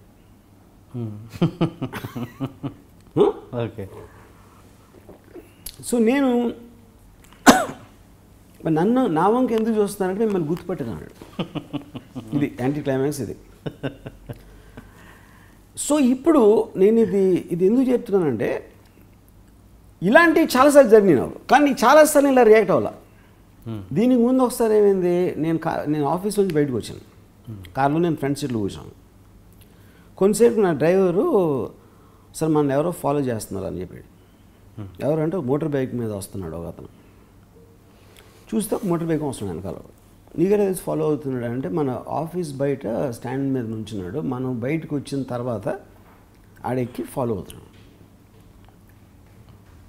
సరే నేను చూస్తున్నా, ఈ ఏ టర్న్ తెప్పినా ఆడు తిరుగుతున్నాడు. నా డ్రైవర్ పోలీస్ స్టేషన్కి వెళ్దాం అన్నాడు. వద్దు మన ఇంటికి వెళ్ళిపోదాం. ఆ ఇంటికి వచ్చి లోపలికి వెళ్ళి ఆగాడు. ఆడొచ్చి ఆగాడు గేట్ బయట. నేను దిగాను. ఆడ అక్కడ బైక్ దిగాడు. ఆడ ఒక బ్యాగ్ ఉంది ఆడ. నేను ఆడిని చూస్తా ముందుకు వెళ్ళాను ఆడవంక. ఏంటని ఆడు నా దగ్గరకు వస్తా ఆ చెయ్యి ఆడు బ్యాగ్లో పెట్టాడు. బ్యాగ్లో పెట్టుకొని నా డ్రైవర్ మొదలు పెట్టాడు. ఆడేమో స్క్రిప్ట్ తీసాడు. ఆడు రైటర్, ఆడు స్క్రిప్ట్ ఇవ్వడానికి వచ్చాడు. ఆడు ఆఫీస్లోకి లోపల రానిట్లేదని.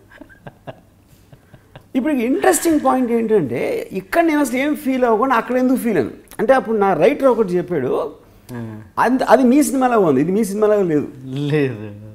ఆ వ్యాన్ స్లోగా బ్యాక్ అవటం అనేది మీరు తీసే టైప్ టేకింగ్ జరిగింది అక్కడ, మీరు డైరెక్ట్ చేయకపోయినా. అందుకని మీరు అక్కడ కనెక్ట్ అయ్యారు. ఇప్పుడు ఇక్కడ ఏదో చీప్గా ఒక బి గ్రేడ్ సినిమాలాగా ఉంది ఈ బైక్ ఫాలో అయ్యి రావటం అనేది ఒక. సో నేనేమంటున్నానంటే, ఇదే నేను అప్పుడు కాలేజ్లో వీటి దగ్గర అసలు అంతమంది కత్తులు అని ఉంటే భయపడకుండా, ఇక్కడ కేవలం ఒక వ్యాన్ బ్యాక్అవుట్ అవుతూ ఉంటే. ఇంకోటి ఏంటి, అక్కడ కూడా నేను టెన్షన్ ఫీల్ అనేది నాకు తెలియదు ఎంతవరకు. ఇప్పుడు మీరు చూడండి, నాకు చూస్తే రైట్కి దూకాలా లెఫ్ట్కి దూకాలా ఎంతసేపు ఆలోచించాలి, లిఫ్టా స్టేర్ కేసా, 3rd ఫ్లోర్కి రావచ్చా లేదా, 5th ఫ్లోర్ నుంచి 10th ఫ్లోర్. ఇప్పుడు ఈ అన్నిట్లో మైండ్ కాన్స్టెంట్గా పనిచేస్తుంది. అంటే మీకు భయపడటానికే టైం లేదు. ఫస్ట్ ఆఫ్ ఆల్ మీరు ఎంత ర్యాపిడ్గా ఆలోచిస్తూ ఉండాలి అసలు, pros and cons, what will happen and not అనేది. So I feel it is an exercise of the mind eventually. నేను నా మైండ్కి ఎక్సర్సైజ్ చేయటం అనేది ఆ పర్టికులర్ టైంలో తీసుకున్న decision, it's a more over riding factor than fear. Okay, అవును. నాకు ఇప్పటికీ బిగ్గెస్ట్ వండర్ అది. రైట్కి జంప్ చేయాలా లెఫ్ట్కి జంప్ చేయాలా, రైట్ అయితే ఇది లెఫ్ట్ అయితే ఇది, అది ఎంతసేపు ఆలోచించి ఉండాలి. సెకండా, అర సెకండా, 2 సెకండ్స్, ఎట్లా? I think it's very difficult. నేను మాట్లాడినప్పుడు కూడా అట్లీస్ట్ అంత టైం ఉండదు కదా ఆలోచించడానికి. ఈ లోపల ఆల్రెడీ వాళ్ళు దిగటం, వాళ్ళు దిగకపోవటం ఏదో ఒకటి జరగాలి. అవును. అలాంటి లైఫ్లో చాలా వస్తాయి కదా సిచ్యువేషన్స్ అలాంటి చాలా వచ్చినాయి, చాలా. ఈ 2 సీన్స్ నాకు తెలుసు యాక్చువల్గా. నేను నెక్స్ట్ అదే అడుగుదాం అనుకున్నాను, మీరే చెప్పారు యాక్చువల్గా. ఇది తెలుసు నాకు, మీరు చెప్పలేదు కాబట్టి. ఓకే. అంటే కాదు, అంటే ఇప్పుడు నేనైతే అసలు భయమే లేదంటున్నారు. మరి ఇలాంటి అంటే ఇప్పుడు అదే నేను చెప్పింది, భయమే లేదు అంటే భయపడిన ఇన్సిడెంట్ చెప్పాను మేము. కానీ దీంట్లో మిక్స్ ఏమన్నది ఏంటంటే ఒక థాట్ ప్రాసెస్. నాకే ఇప్పుడు మీకు భయం అనేది ఒక ఇన్స్టింక్ట్, మీకు అసలు మీ మైండ్ని బ్లాంక్ చేస్తుంది. అంటే ఒక ఫియర్ సైకాసిస్ అనేది డెఫినేషన్. కానీ మొత్తం ఇన్సిడెంట్లో నా థింకింగ్ ఎక్కువ గుర్తున్నారు. నేను అసలు భయపడ్డానా లేదా అనేది నాకు గుర్తులేదు. ఎందుకంటే నాకు అంత ఆలోచించినప్పుడు మీకు ప్యూర్గా ఫియర్ ఫీల్ అవ్వడానికి అసలు టైం లేదు అక్కడ. First of all okay, 3rd flora 4th flora, రైటా లెఫ్టా, లిఫ్ట్ ఉందా లేదా, ఇది అది అనేప్పుడు అయిపోయింది. 10th ఫ్లోర్ రీచ్ అయ్యేటప్పటికే ఫియర్ లేదు, ఎందుకంటే I already know I was in control. So మొత్తాన్ని మీరు ఇప్పటివరకు భయపడలేదు అంటారు, అంటే అది దాన్ని భయం అన్నారు. ఇప్పుడు భయం అనేది ఇట్స్ ఎమోషన్ అండి. అది ఏ డిగ్రీలో ఎవరు ఎంత ఫీల్ అవుతారో అనేది it's very difficult thing to see. ఎందుకంటే ఇప్పుడు నేను 50,000 మంది వంగవీటి ఫంక్షన్ ఉన్నప్పుడు మాట్లాడితే ఎరగొడతా అని చెప్పారు. అంటే అది ధైర్యంతో కాదు. 50 మంది ఉంటే నేను చెప్పను. అది 50 మంది ఉంటే 50,000 మంది ఉంటే చెప్పొచ్చు. ఎందుకంటే 50,000 మంది ఫాలో గ్రూప్ ఉంటే వాళ్ళు గొర్రెలు అవుతారు. ఎప్పుడు గొర్రెలు ఏం చేయలేవు, ఎవరు సీరియస్గా తీసుకోవాలి. 50 మంది 5 అనుకోండి, అది చాలా డేంజరస్. అది పర్సనల్ అయిపోతుంది. Good point. ఈ అండర్స్టాండింగ్తో నేను అంటాను కానీ ధైర్యంతో కాదండి ఇది. ఓకే. సో నాకు psychological aspect of human beings మీద understanding, that is my main identity. As a film maker I'm very very small. Film maker నేను అనుకోను అసలు. ఇది అప్పుడు నేను సినిమాలు తీస్తాను, అది ఒక వేరే విషయం. But my main identity is a psychological aspect. Okay. Yeah. ఇప్పుడు ఆల్ ఆఫ్ సడన్ నేను అసలు టీఎన్ఆర్ కాదు, ఎవరో సమ్ ఇంటర్వ్యూ గారు, నేను సడన్ ఆల్ ఆఫ్ సడన్ నా జేబులోంచి గన్ తీసి మీకు ఏం చేశాను, మీ రియాక్షన్ ఏముంటుంది? ఇంటర్వ్యూ మధ్యలో నేను గన్ తీసి ఏం చేస్తే అంటే ఇప్పుడు ఇలాంటివి జరిగినాయి. అంటే ఏమనే క్వశ్చన్ కాదు, బట్ నేను ఒక డైరెక్ట్ వార్నింగ్ అవ్వచ్చు, ఏదైనా అవ్వచ్చు. ఇప్పుడు ఇలా జరిగినప్పుడు అబ్సల్యూట్లీ ఐ బికమ్ కామ్. ఎందుకంటే ఎక్స్ట్రీమ్ సిచ్యువేషన్ వచ్చినప్పుడు మీరు అంటే నన్ను భయపడతానికి ట్రై చేస్తున్నాడా, లేకపోతే నా నుంచి ఏమన్నా కావాలా, లేకపోతే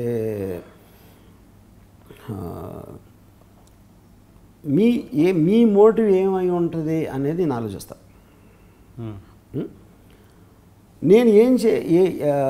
నేను ఎలా రియాక్ట్ అయితే ఏమవుతుందని రెండోది ఆలోచిస్తాను. దీనికి ఒక చిన్న ఉదాహరణ చెప్పడానికి, లటూర్లో అర్త్క్వేక్ జరిగింది. అప్పుడు బాంబేలో కూడా ట్రెమర్స్ వచ్చినాయి. నేను టాప్ ఫ్లోర్ 8th ఫ్లోర్ బెడ్రూమ్లో ఉన్నాను. వచ్చినప్పుడు పడుకున్నాను, సడన్గా స్వే అవుతుంది బిల్డింగ్. లేసేటప్పటికి ఆ ఊగుతుని చూసి నాకు ఎర్త్క్వేక్ అని అర్థమైపోయింది. అర్థమయ్యి బయటికి పరిగెడదాం అనుకున్నప్పుడు షేక్ కొంచెం ఎక్కువైంది. ఇంకా పడిపోతుంది, ఇంకా పరిగెత్తడం వేస్తేని కూర్చున్నాను. కూర్చుని సౌండ్ ఎలా వస్తుందా ఎందో అసలు బిల్డింగ్ పడిపోతే ఇరిగినప్పుడు సౌండ్ ఎట్లా ఉంటుందా అని ఆ సౌండ్ కోసం వెయిటింగ్. నేను అబ్సల్యూట్లీ నాకు ఫీల్ అనేది పోయింది. ఎందుకంటే మీకు ఇన్ఎవిటబిలిటీ రీచ్ అయిపోయింది. ఓకే, 100% 8th ఫ్లోర్ ఉన్న బిల్డింగ్ పడిందంటే 100% ఐల్ డై అని తెలుసు. ఆ ఇన్ఎవిటబిలిటీ తెలిసిపోయినంత అప్పుడు ఒక కామ్నెస్ వచ్చేస్తుంది. సో మీరు గన్ తీసి ఏం చేస్తే I think I'll become very calm, because there is no way I can escape unless you are giving me time. మీరు తీసి షూట్ చేయడం అనేది సెకండ్స్లో పని. అది ఏం చేసి మీరు ఏదైనా క్వశ్చన్ అడిగారు అనుకోండి, లేకపోతే something else which will delay the process, అప్పుడు నా మైండ్ సెట్ మారచ్చు.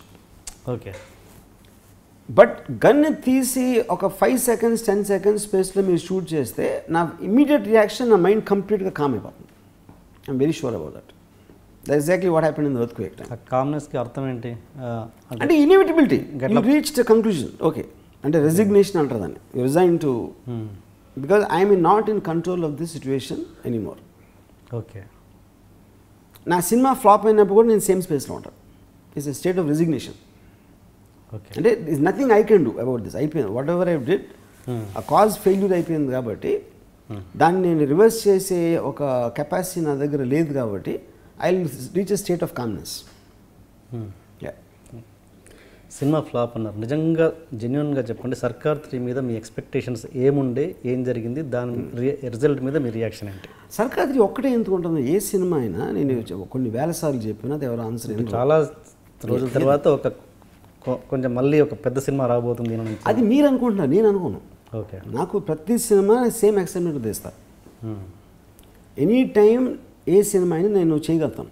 ఇప్పుడు చిన్న చిన్న సినిమా తీసి డేస్ ఐస్ క్రీము తీసినప్పుడు కూడా సర్కార్ తీసి ఉండొచ్చు కదా.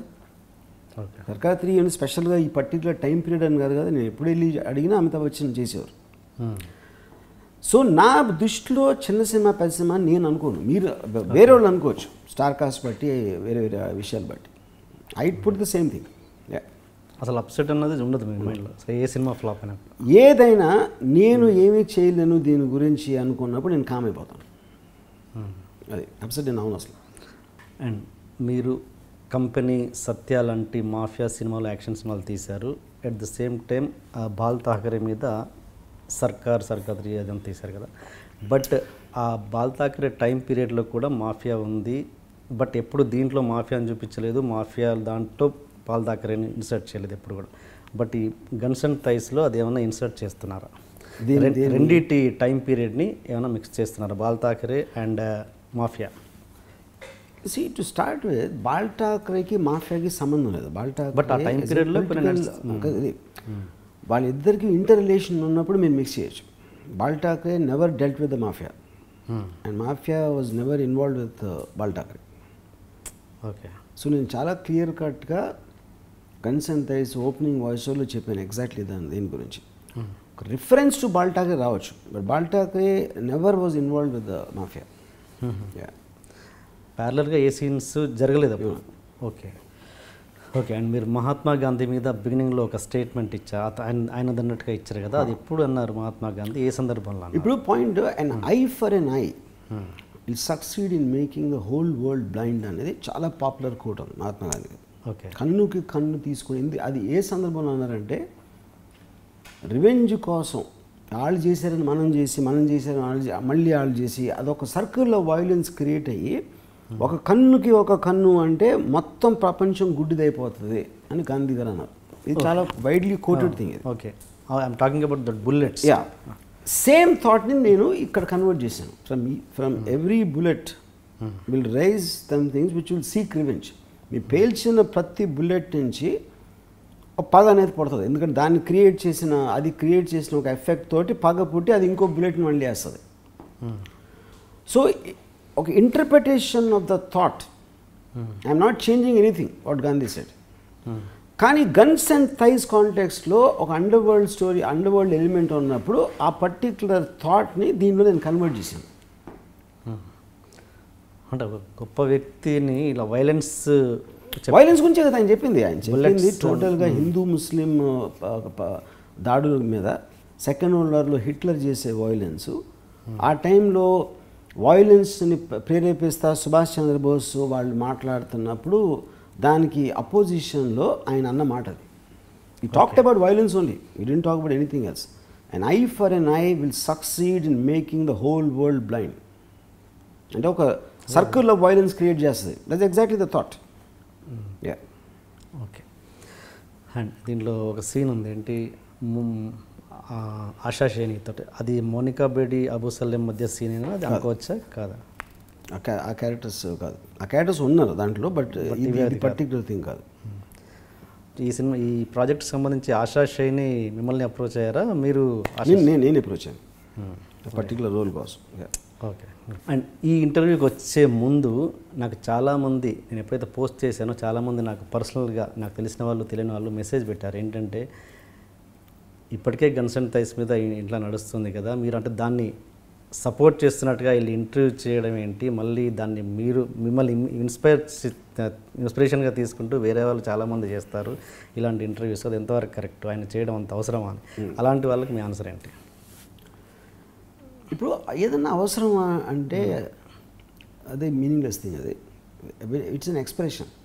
అవసరమా అంటే ఎందుకు అవసరం కాదు ఈ మీనింగ్ లేదు, అవసరమా కూడా మీనింగ్ లేదు.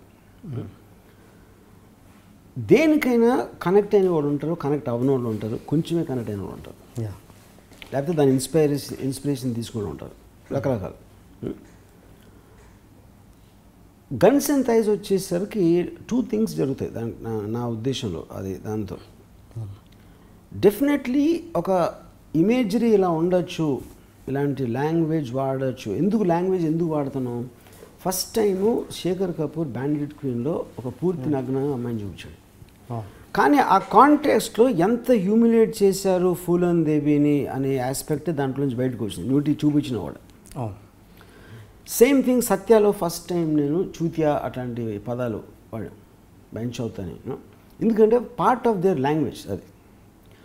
ఇంకా థియేట్రికల్ ఫిల్మ్స్ చాలామంది వస్తారు, ఒక మాస్లో కూర్చుంటారు, వాళ్ళు చూస్తారు. వెబ్ సిరీస్ అనేది 1-to-1 వ్యూవర్షిప్. మేకర్కి చూసేవాడికి వాళ్ళిద్దరికీ కనెక్షన్, ఇద్దరు కలిపి కూడా చూడరు మెనీ టైమ్స్ యాక్చువల్గా. వాళ్ళు ఏంటి ఆల్రెడీ తెలుసు, guns and thighs and title ఉంటే అక్కడే అర్థమైపోయింది అసలు విజువల్. మీరు అసలు వెళ్ళరు దాంట్లో ఆ సైట్లో, మీకు ఒకవేళ అఫెన్సివ్గా అనిపిస్తే. అప్పుడేంటి మీకు ఒకళ్ళకి అఫెన్సివ్గా అనిపించి ఒకళ్ళకి అనిపించకపోవచ్చు, కానీ అఫెన్సివ్గా అనిపించిన వాళ్ళ ఫ్రీడమ్ని అఫెన్సివ్గా అనిపించే వాళ్ళు కట్ చేయకూడదు. నువ్వు నీది చూసుకో, నాది నేను చూసుకుంటా. That is the height of freedom of artistic expression. Okay,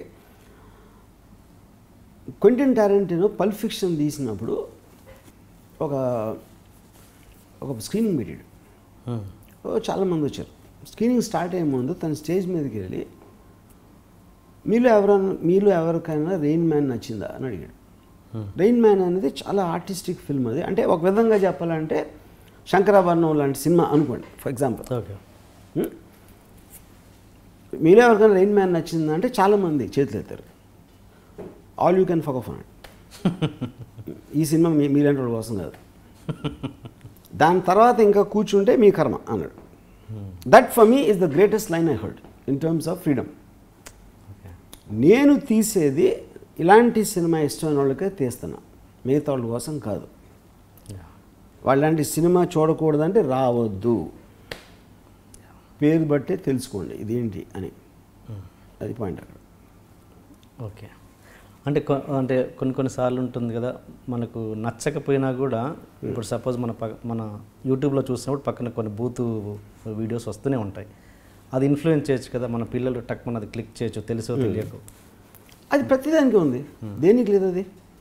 అది ఇప్పుడు మీకు టోటల్గా ఇన్ఫర్మేషన్ ఫ్రీడమ్ అనేది ఎవరికో దొరుకుతుందా, ఎవరికో దొరకదా, లేకపోతే ఇంకోళ్ళు చూసేయచ్చు అంటే మీరు లైఫ్లో ఏమీ చేయదు. You can't do anything at all.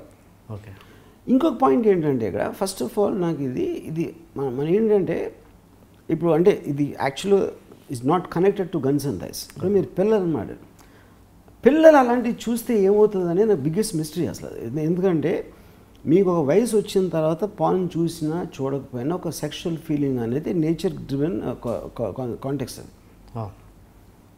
Pan కనిపెట్టినప్పటి నుంచి సెక్స్ ఉంది, దేవుడు కనిపెట్టాడు సెక్స్, ఎవరు కనిపెట్టలేదు. ఓకే, మీకు ఆ ఫీలింగ్ లేకపోతే అసలు ఇమేజ్ అసలు మీనింగ్ లేదు. మీకు ఫీలింగ్ ఉన్నప్పుడు ఇమేజ్ ఉన్నా లేకపోయినా మీకు ఫీలింగ్ ఉంటుంది. సో పిల్లలు చూస్తే ఏదేమైపోతుందని ఇప్పుడు పిల్లలు వైలెన్స్ చూస్తారు, మన టీవీలో చూపిస్తారు ఒక బాంబ్ బ్లాస్ట్ కానీ ఇది కానీ అది కానీ, దాన్ని చూసి ఏమన్నా అయిపోతుందా? ఇమేజెస్ అసలు మీకు గుర్తుందా మీ లైఫ్లో మీరు చిన్నగా ఉన్నప్పుడు కానీ మీకు తెలిసిన చిన్నగా ఉన్నప్పుడు కానీ ఏదో చూసి ఇన్ఫ్లుయెన్స్ అయిపోయారా? I think it's all an exaggerated aspect. Coming back to guns and thighs thing, ఇప్పుడు మీకు ఒక ఉన్న ఎమోషన్స్లో ఎరాటిక్ అవ్వచ్చు, వైలెన్స్ అవ్వచ్చు, లేకపోతే డ్రామా అవ్వచ్చు, ట్రాజడీ అవ్వచ్చు, ఫియర్ అవ్వచ్చు, ఉన్న రకరకాల emotions they are intrinsically part of human nature. దాంట్లో దాన్ని మీరు ఐసోలేట్ చేసినప్పుడు అది జానర్ అవుతుంది. రామ్ కామ్ చూసిన వాళ్ళకి గన్స్ అండ్ థైస్ నచ్చకపోవచ్చు, గన్స్ అండ్ థైస్ చూసే వాళ్ళకి రామ్ కామ్ నచ్చకపోవచ్చు. అలాగే ప్రతి టేస్ట్, నాకు కర్ణాటిక్ మ్యూజిక్ అంటే నాకు అస్సలు చిరాకు. నాకు నా టైప్ మ్యూజిక్ చాలామందికి చిరాకు. But it all living in the same world in sensibilities, and that is what to respect an individual's freedom and a core freedom of like-minded people anedi, that is what actually true freedom of a society. Okay. Only thing you need to know, idi la undi content, dan tarvata nee ishtam. Okay. Yeah. అంటే ఇప్పుడు guns and thighs అనే అది ఫ్యామిలీతో కలిసి చూడొచ్చా? ఇప్పుడు first of all family అనే దానికి మీనింగ్ లేదండి. ఇప్పుడు ఫ్యామిలీ అంటే ఒక ఫ్యామిలీ అందరూ కలిసి ఒక సినిమా వస్తారు. Husband might be watching the heroine's breasts, భలే ఉన్నాయని అనుకోవచ్చాడు. వైఫ్ ఏమో she's watching saris whatever people are wearing. కొడుకు ఏమో ఈ సినిమాకి వెళ్తే మనం వచ్చిందా ఆడేమో లోపల తిట్టుకుంటూ ఉండొచ్చు. డాటర్ ఏమో బాయ్ ఫ్రెండ్కి టెస్ట్ చేస్తూ ఉండొచ్చు. వాళ్ళు బయటకు లోపలికి వచ్చినప్పుడు బయటకు వెళ్ళినప్పుడు ఫ్యామిలీలో ఉంటారు, కానీ ఎవరు కూడా అలా ఫ్యామిలీలాగా ఆలోచించారు. కలెక్టివ్ థింకింగ్ అనేది ఉండదు. సో ఫ్యామిలీ అందరూ ఒకేలాగా ఆలోచిస్తారు, ఒకేలాగా ఫీల్ అవుతారు అనేది బిగ్గెస్ట్ మూర్ఖత్వపు స్టేట్మెంట్ ఆఫ్ ద డికేడ్. ఎందుకంటే ప్రతి ఇండివిజువల్ ఫ్యామిలీ మెంబరే. ఫ్యామిలీస్ చూడరండి, మామూలు వాళ్ళు చూస్తే మామూలు వాళ్ళు ఫ్యామిలీ మెంబర్స్ కదా వాళ్ళు అంటే బయటకు వచ్చిన తర్వాత మనసు మారిపోతుందా ఇంట్లో నుంచి బయటికి రాదని. మైండ్ అనేది ఎప్పుడూ ఒకటే ఉంటుంది అందరికీ. వాడు డిపెండింగ్ ఆన్ ద గ్రూప్ వాడు ఉన్నప్పుడు వాడు వేరే విధంగా ప్రవర్తిస్తాడు, కానీ వాడు మనసు మారదు. పెళ్ళిలో ఉన్నంత మాత్రాన ఆడు ఒక అమ్మాయి నడుము చూడకుండా ఉన్నాడు, అరే భలే ఉంది ఫిగర్ అని అనుకుంటాడు, పెళ్ళిలో కూడా అనుకుంటాడు. అది డిఫరెన్స్. అదే ఓకే. ఇప్పుడు గన్స్ అండ్ థైస్ని మీరు మీ డాటర్తో కలిసి చూస్తారా? ఫస్ట్ ఆఫ్ ఆల్ ఇప్పుడు డాటర్తో కలిసి చూస్తానా ఏది అంటే, నేను ఎప్పుడు నా అభిప్రాయాలు కానీ ఏది కానీ నేను నా లైఫ్లో ఎప్పుడు మార్చలేదు. నేను అలాగే మాట్లాడతాను, నా మదర్తో మాట్లాడతాను, బుక్స్ రాస్తున్నా, ఆర్టికల్స్, ఇంటర్వ్యూలో. మీ ఇంటర్వ్యూలో పొద్దున్న లేకగానే పాన్ చూస్తాను, ఎవడన్నా చెప్తాడు అసలు మొత్తం ప్రపంచంలో ఎవరు నాకు తెలిసి.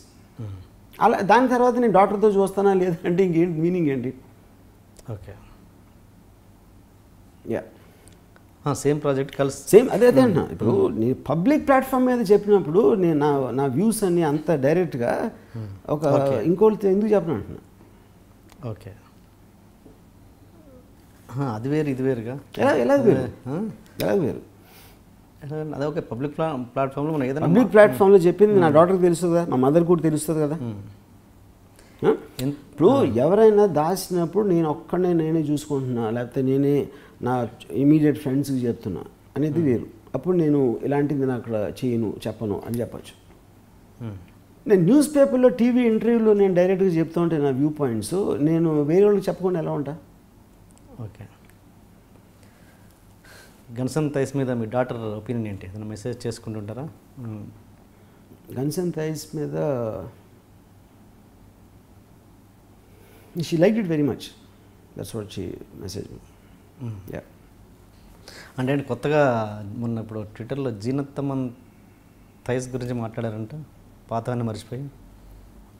నేను నా ఫిల్మ్ మేకర్గా నాకు ఇచ్చిన inspiration Amitabh Bachchan gun జీనత్తమన్ thighs అని చెప్పా నా టీన్స్లో. అది ఆ టీన్స్ దాటిన తర్వాత నేను చాలా థైస్ చూశాను ఆబ్వియస్లీ. Yeah okay. ఎప్పుడైనా అంటే ఆర్జీవీకి అంటే ఆర్జీవీ ట్రై చేసినా కూడా పడని అమ్మాయి ఉన్నారా ఇప్పటికీ? ట్రై చేసినా పడని అమ్మాయి?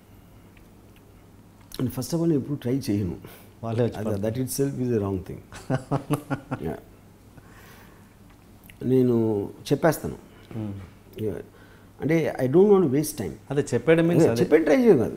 ట్రై అంటే అటెంప్ట్ ఉండాలి, ఒక చిన్న ప్రయత్నానికి స్టేట్మెంట్ ఇవ్వడానికి తేడా ఉంటుంది. ట్రై చేయడం కదా, నాకు కావాలి ఇస్తావా ఇవ్వ అంతే, అది ఇంకా ట్రై ఏం లేదు. సరే ఓకే, అలాగే నచ్చావు చాలాసార్లు నో అని అంటాను కోర్స్. బట్ నేను ఎప్పుడు ట్రై చేయను, ఎందుకంటే ట్రైయింగ్లో ఉన్న టైం నేను వేస్ట్ చేయను నా లైఫ్లో. నేను ఇది అంతే. సో అదే ఆ క్షణకాలము ఆ నిమిషము నో అన్నదానికి అయితే ఉన్నారు మిమ్మల్ని చాలామంది ఉన్నారు. Okay okay. చాలా బాధపడ్డ సందర్భం. 9 out of 10 will say no, కానీ నేను 100 అడుగుతా.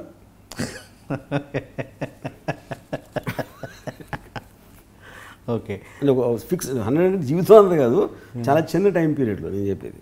Okay okay okay okay okay. నేను అది మీరు చాలా ఉదాహరణకి మంత్కి 100 అడిగాను అనుకోండి, 90 మంది నో అంటారు. Okay ya okay. దాని తర్వాత మీరు లెక్కలు వేసుకోండి, అర్థమెటిక్. ఓకే. ఇంత టైం ఎక్కడ ఉంటుంది మీకు అసలు? నాకు టైం ఉంది దానికి అది ఆన్సర్ నాకే అర్థమైపోయింది. ఓకే.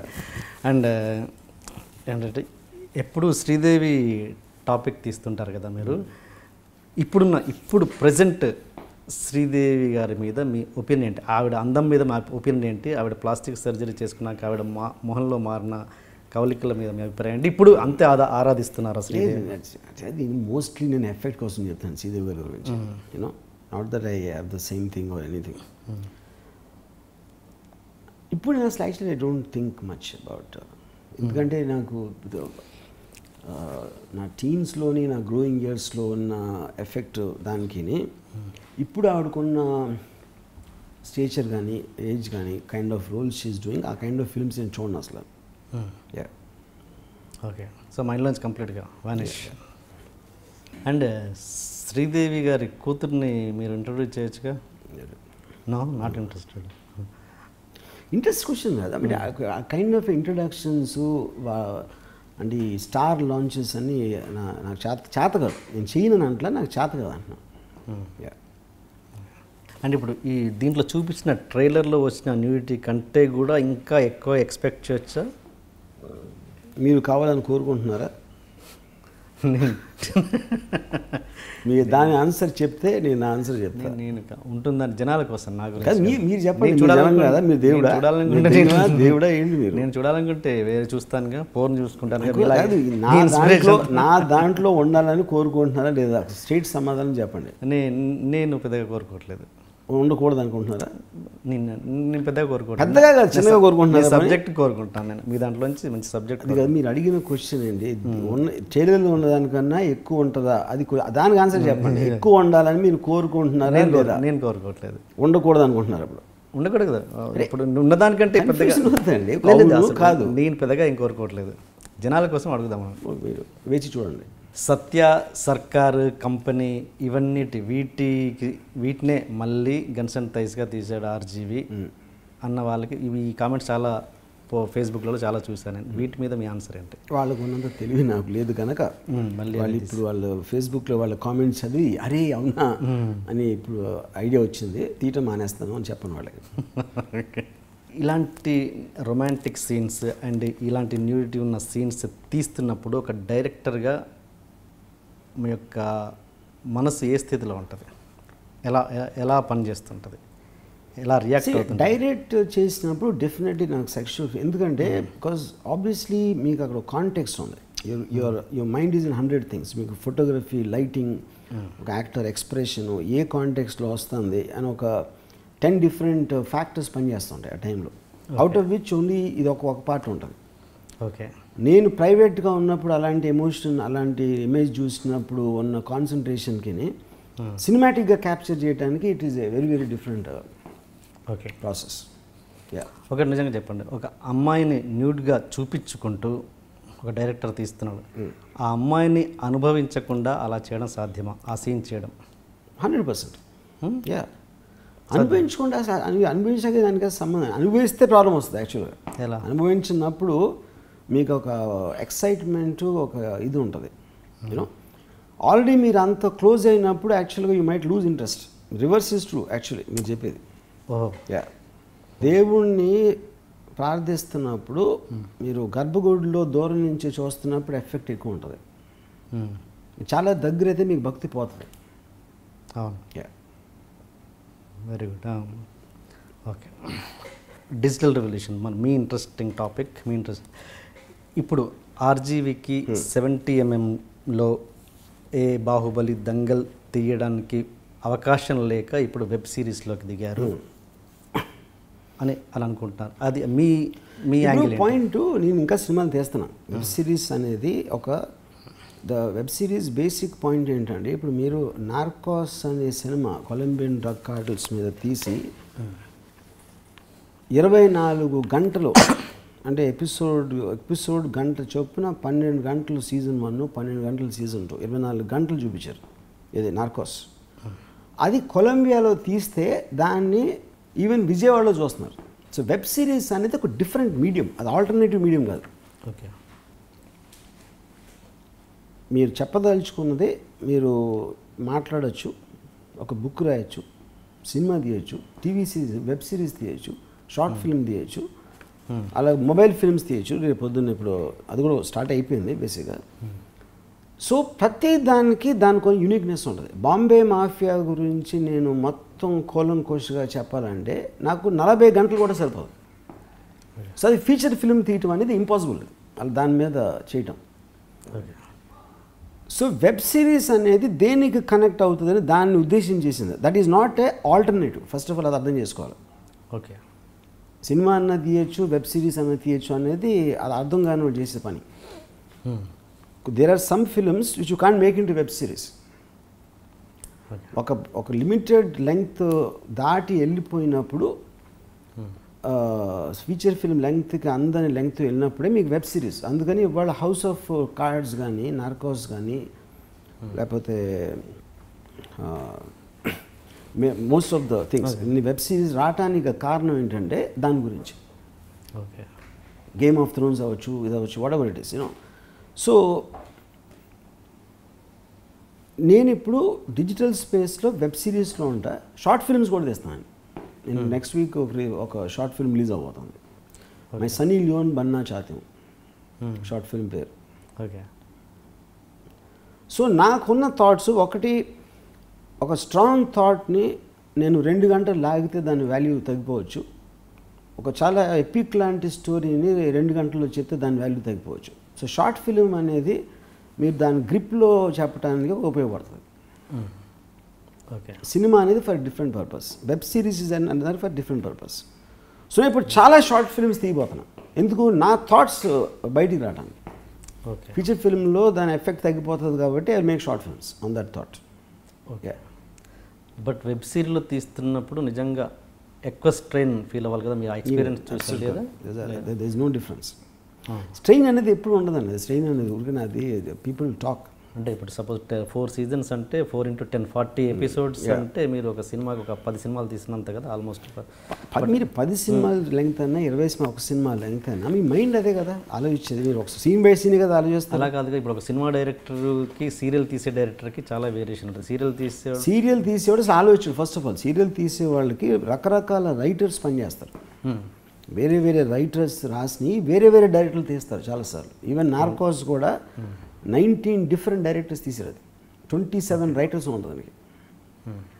అది ఒక సిస్టమేటిక్ వేలో దాన్ని చేస్తారు. అంటే ఒక డైరెక్టరే డైరెక్ట్ చేస్తాడు, ఒక రైటరే రాస్తాడు. That's all very out fashion and old fashion thinking అది. ఓకే. ఇప్పుడున్న యూట్యూబ్ కంటెంట్ మీద మీ ఒపీనియన్ ఏంటి? ఇంతమంది చెప్పారు మీరు డస్ట్బిన్ లాగా యూజ్ చేస్తున్నారు యూట్యూబ్. సో యూట్యూబ్లో మెయిన్ థింగ్ ఏంటంటే, నాకు ఎవరో చెప్పారు 50-60 షార్ట్ ఫిల్మ్స్ చేస్తూ ఉంటారు ఉట్టి ఆంధ్రప్రదేశ్లో అని రోజుకి. I don't know if it's true or not. కానీ చాలామంది ఉద్దేశంలో యూట్యూబ్ అనేది మనం ఏది పడితే చేసి మనకి డబ్బులు అవసరం, మనకి టైంపాస్ చేసిన అన్ని యూట్యూబ్లో ఒక వేసేస్తారు. కానీ అర్థం చేసుకోవాల్సింది ఏంటంటే, ఇవాళ ప్రతి ఒక్కరి చరిత్ర నెట్లో ఉంటుంది. మీరు ఏంటి అని చెప్పగానే నేను గూగుల్ చేస్తాను మీ పేరు, మీరు చేసిన వర్క్ ఏంటి, లేకపోతే మీ గురించి ఎవడేమన్నాడు అది ఇది అని. ఒక యాక్టర్ ఉందనుకోండి, ఫోటోలు ఉన్నాయా యూట్యూబ్లో చూస్తున్నాం. ఇప్పుడు చాలా కేర్ఫుల్గా ఉండాలి యూట్యూబ్లో పెట్టేది. మీరు అసలు దాని మ్యాక్సిమం కేర్ దాంట్లో తీసుకోవాలి నా ఉద్దేశంలో. సినిమా అయినా కూడా వచ్చింది, ఎవరైనా వెళ్ళారా లేదా, అది వెళ్ళిపోయిందంటే మీకు ఇంట్రెస్ట్ లేదు, చూడలేదు, వెళ్ళిపోయింది, దాని తర్వాత ఎక్కడో పట్టించుకోరు. యూట్యూబ్ అనేది చరిత్రలో ఉండిపోతుంది మళ్ళీ ఎప్పటికీ. సో నేను 10 ఏళ్ళు అయిన తర్వాత కూడా మీరు ఏం చేశారు యూట్యూబ్లో, మాకు ఒక సందర్భంలో అవసరం వస్తే నేను చూస్తాను. అవి have to be very careful. కానీ వీళ్ళందరూ ఏంటంటే యూట్యూబ్ మీద చతురంగా యూజ్ చేస్తారు. ఆడు ఏది పడితే తీసి దాంట్లో పాడేయడం. అది they are not realising they are writing away their future. Short film makers మీకు ఎక్స్ట్రాడినరీలీ మీరు ఎంతో ప్రౌడ్ ఫీల్ అవ్వాల్సిన అంటే వాళ్ళ వర్క్ పనితనాన్ని చూపించడానికి ఒక డైరెక్టర్కి కానీ, కెమెరామ్యాన్కి కానీ, ఒక యాక్టర్ కానీ ఎక్స్ట్రాడినరీ అడ్వాంటేజ్ యూట్యూబ్. రేపు పొద్దున్న నా కెపాసిటీ ఇది, నేను ఇట్లా చేయగలుగుతాను, నేను ఇలా ఉంటాను, చూడటానికి ఇలా ఉంటాను అని చెప్పటానికి మీకు యూట్యూబ్ అనేది ఒక ఆల్మోస్ట్ దేవుడిచ్చిన వరం లాంటిది. దాన్ని 95% మిస్యూజ్ చేస్తారు, just to make it like a frivolous thing. ఇప్పుడు నేను నా షార్ట్ ఫిల్మ్ నేను స్టార్ట్ చేస్తున్నాను ఇప్పుడు. నా షార్ట్ ఫిల్మ్ మై సనీ లియోన్ బన్నా చాహతీ హూ అనేది ఒకటి. అంటే ఒక అమ్మాయి నేను కెరియర్ ఆప్షన్గా పాన్ స్టార్ అవ్వాలని కోరుకుంటాను. అమ్మాయి ఆ అమ్మాయి స్టోరీ మై సనీ లియోన్ బన్నా చాహతీ. అది మీకు నచ్చినా నచ్చకపోయినా అగ్రీ అయినా అవ్వకపోయినా ఒక థాట్ అది. ఆ థాట్ నేను ఒక చిన్న ఒక 10 నిమిషాలు 12 నిమిషాల స్టోరీలో నేను చెప్పబోతున్నాను. సిమిలర్లీ ఇంకొక స్టోరీ నేను ఒక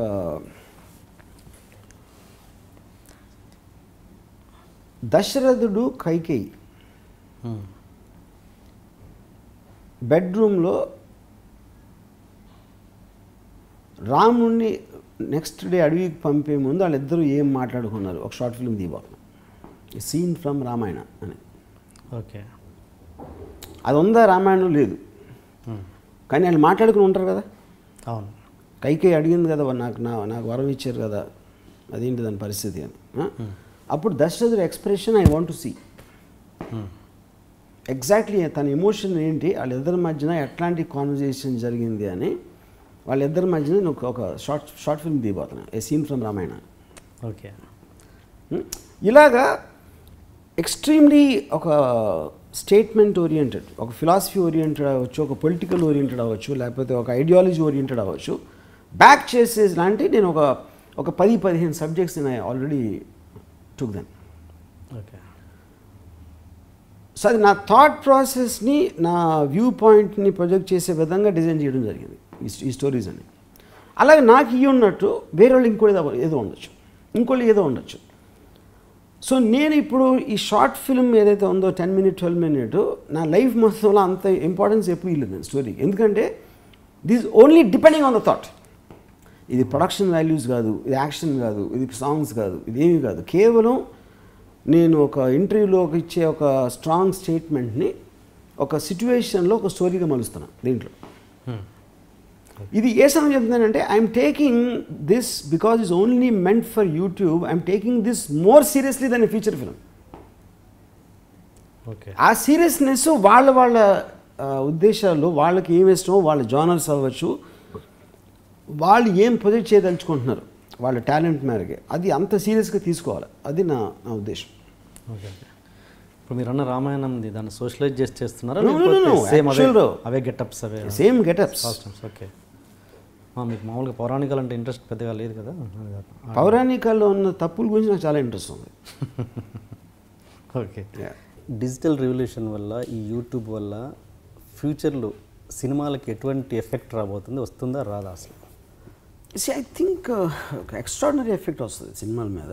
బికాజ్ ద రీజన్ ఏంటంటే మీకు టెక్నాలజీ పెరిగిపోయి ఆల్మోస్ట్ ఒక హోమ్ థియేటర్ సిస్టమ్స్ అన్నీ చీప్ అయిపోయి, మీకు ఇప్పుడు స్పీకర్స్, సెల్ ఫోన్లో మనం అంతంత ట్రైలర్స్ మన మొబైల్ ఫోన్లో ఏంటి $200 million పెట్టి సినిమా తీస్తే దాన్ని మన మొబైల్ ఫోన్లో కూడా చూసి ఎంజాయ్ చేసి అండ్ రోజు రోజుకి అది పెరిగినప్పుడు మీకు సెన్సిబిలిటీలు అంత తేడా వచ్చినప్పుడు ఆటోమేటిక్గా సినిమా అనేది ఎక్స్ప్రెషన్స్ ఓరియంటెడ్ అయిపోతుంది. అంతకుముందు ఏంటి మన పాతకాలంలో ఒక విశ్వనాథ్ గారు, లేకపోతే ఒక మణిరత్నం, లేకపోతే ఒక రాఘవేంద్ర గారు, ఇలాంటి కొంచెం ఒక బ్రాండ్ డైరెక్టర్స్ వాళ్ళని ఎమ్యులేట్ చేసేది అనేది ఒక పాతకాలంగా వస్తున్న పద్ధతి. అంతకుముందు మన వాటి బ్లాక్ అండ్ వైట్ టైంలో కేబీ రెడ్డి గారు కానీ అలా. ఇప్పుడు ఏంటంటే anybody can make a film. వాడి ఎక్స్ప్రెషన్, ఆ పర్టిక్యులర్ ఫిల్మ్ మేకర్ ఎక్స్ప్రెషన్ అనేది. అంటే నా ఉద్దేశం ఏంటంటే ఇప్పుడు ఆంధ్రప్రదేశ్లో 100 మంది రాజమౌళిలో ఉండొచ్చు, ఏది వాళ్ళకి ఛాన్స్ రానోళ్ళు. 10,000 మంది రామ్ గోపాల్ వర్మ ఉండొచ్చు. కానీ వాళ్ళు ఎవరో మనకు తెలియదు. ఎందుకు తెలియదు? వాళ్ళకి యాక్సెస్ లేదు. కానీ డిజిటల్లో వాళ్ళకి చెప్పేయడానికి ఆస్కారం వచ్చేస్తుంది. ఎందుకంటే నా టాలెంట్ ఇది. అప్పుడు దానికి ఒక ఎగ్జాంపుల్ చెప్తాను మీకు.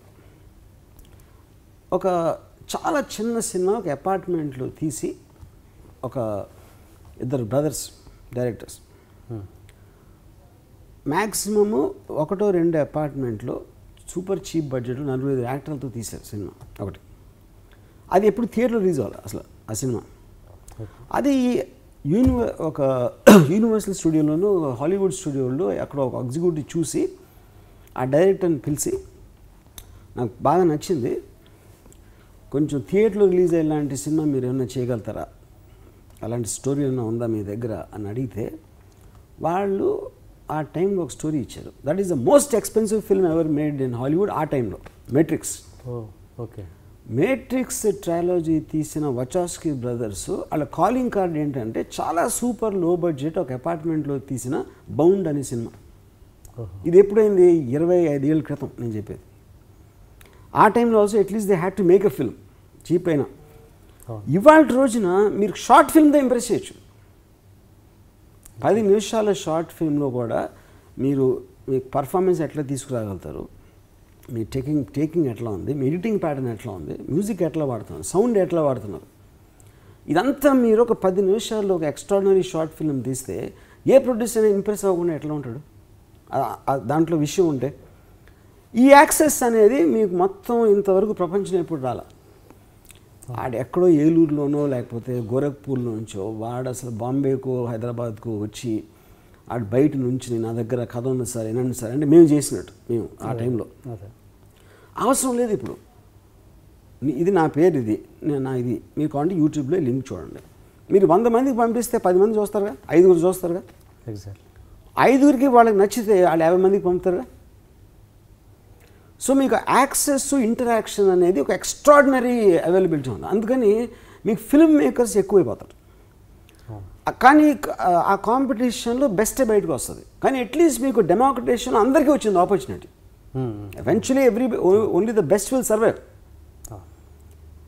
కానీ ఆపర్చునిటీ రాకపోవటం వలన మీ టాలెంట్ మరుగున పడిపోవడం జరగదు. ఇప్పుడు ఏమవుతుంది, వాడికి ఒకవేళ టాలెంట్ ఉన్నా కూడా వాడికి ప్రెషర్స్ ఉంటాయి. ఫైనాన్షియల్ ప్రెషర్ అవ్వచ్చు, ఫ్యామిలీ ప్రెషర్ అవ్వచ్చు, వాడు ఊరు వదిలి బయటికి రాలేకపోవచ్చు, వాడి మీద ఆధారపడే వాడి కుటుంబం అవ్వచ్చు. ఇలాంటి రకరకాల ప్రెషర్స్ తోటి చాలామంది వాళ్ళకు ఉన్న ప్యాషన్ని చంపుకుంటారు.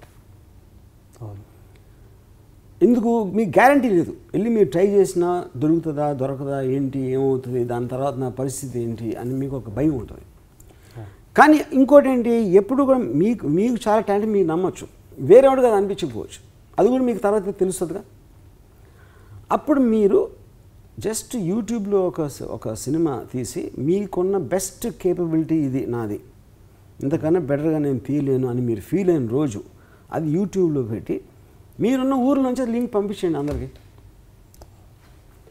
It will have its natural traction. Whatever time పీరియడ్లో nobody can put a good man down. అది ఇవాళ మనకి డిజిటల్ రెవల్యూషన్లో వచ్చిన ఒక ఎక్స్ట్రాడినరీ అడ్వాంటేజ్, ఆపర్చునిటీ. అది అలా యూజ్ చేసుకోకుండా ఏది ఇష్టం వచ్చినట్టు తీసేసి దాన్ని చెత్తకొండిలాగా పెట్టేసి that is where they are going wrong. Most of the people are making short films. Suppose మీ టైంలో మీరు శివ తీసే టైంలో బిఫోర్ మీకు కనుక ఇలాంటి యాక్ట్స్ ఉండుంటే కనుక ఎలా ఉండేది అనుకుంటున్నాను? ఇంకా ఇప్పుడు మనకి రెవల్యూషన్ ఆఫ్ టెక్నాలజీ అనేది చాలా ఫాస్ట్గా జరుగుతుంది. అంటే నాకు తెలిసి ఇయర్కి 6 monthsకి మారిపోతుంది. ఇప్పుడు ఇది 27 years బ్యాక్ మీరు చెప్పిన శివ అంటే ఇప్పటికీ కొన్ని వేల మంది ఉండేవారు డైరెక్టర్స్. వాళ్ళు మారిపోతూ ఉంటారు. ఎక్కువ కాలం ఎవడు స్టాండ్ అవ్వడు, ఎందుకంటే అంత కొత్త టాలెంట్ వస్తూ ఉంటుంది. ఇన్ టర్మ్స్ ఆఫ్ ఇప్పుడు ఫర్ ఎగ్జాంపుల్ మీరు హాలీవుడ్ తీసుకోండి, మీకు ఆల్మోస్ట్ ఎవ్రీ ఇయర్ ఒక 5-6 ఫిల్మ్స్ అసలు మీకు మైండ్ బ్లోయింగ్ ఫిల్మ్స్ వస్తాయి. ఎలా తీసుకుంటారు, ఇది టెక్నికల్గా అవ్వచ్చు, ఏ విధంగా అవ్వచ్చు. యూనో అది ఏ రేంజ్కి రీచ్ అయిందంటే మీ డైరెక్టర్స్ని పట్టించుకోవడం మానేసారు అసలు హాలీవుడ్లో. ఇప్పుడు ఫాస్ట్ అండ్ ఫ్యూరియస్ అనేది నియర్లీ మీరు ఇండియాలో 100 కోట్లు కలెక్ట్ చేస్తున్నది last 4 episodes of fast and furious. Director పేరు తెలిసాడు కదా, అడగని కూడా లేదు. ఎన్ని సినిమాలు వస్తాయి అలా. డోంట్ బ్రీత్ నౌ అనే థ్రిల్లర్ వచ్చింది, extraordinary film. Nobody knows the directors name. Cinema అనేది బ్రాండ్ అయిపోతుంది, డైరెక్టర్స్ అనేది ఇర్రిలవెంట్ అయిపోతారు ఫ్యూచర్లో. ఓకే, ఎందుకంటే విపరీతమైన అంత టాలెంట్ వస్తుంది కాబట్టి. మీకు కొరియాలో ఉన్నాయి, లేకపోతే ఫ్రెంచ్ అవ్వచ్చు, ఇన్ని వరల్డ్ సినిమాలు మొత్తం నెట్లో మీకు ఇంటర్నల్ కాంపిటీషన్ జరిగినప్పుడు. ఇంకోటి ఏంటి చాలామందికి అర్థమైంది ఏంటంటే, ఇప్పుడు ఎవరో గన్స్ అండ్ థైస్ అనేది లాగా మీరు ఒక కడప ఫ్యాక్షన్ మీద తీయచ్చు తెలుగులో web series. First of all Telugu web series అనడమే తప్పది. డిజిటల్ అనేది వేరే ప్రపంచం.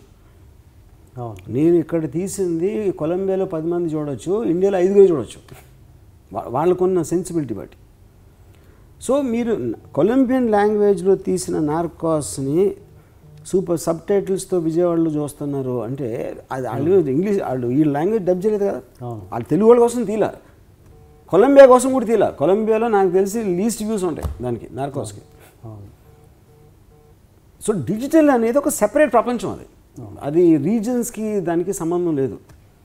మన తెలుగు సినిమా తీసి తెలుగు మార్కెట్, హిందీ మార్కెట్ అట్లా అనుకోవటం అనేది చాలా స్టూపిడ్ వ్యూ. అది క్రియేటివ్ టెర్రరిస్ట్లో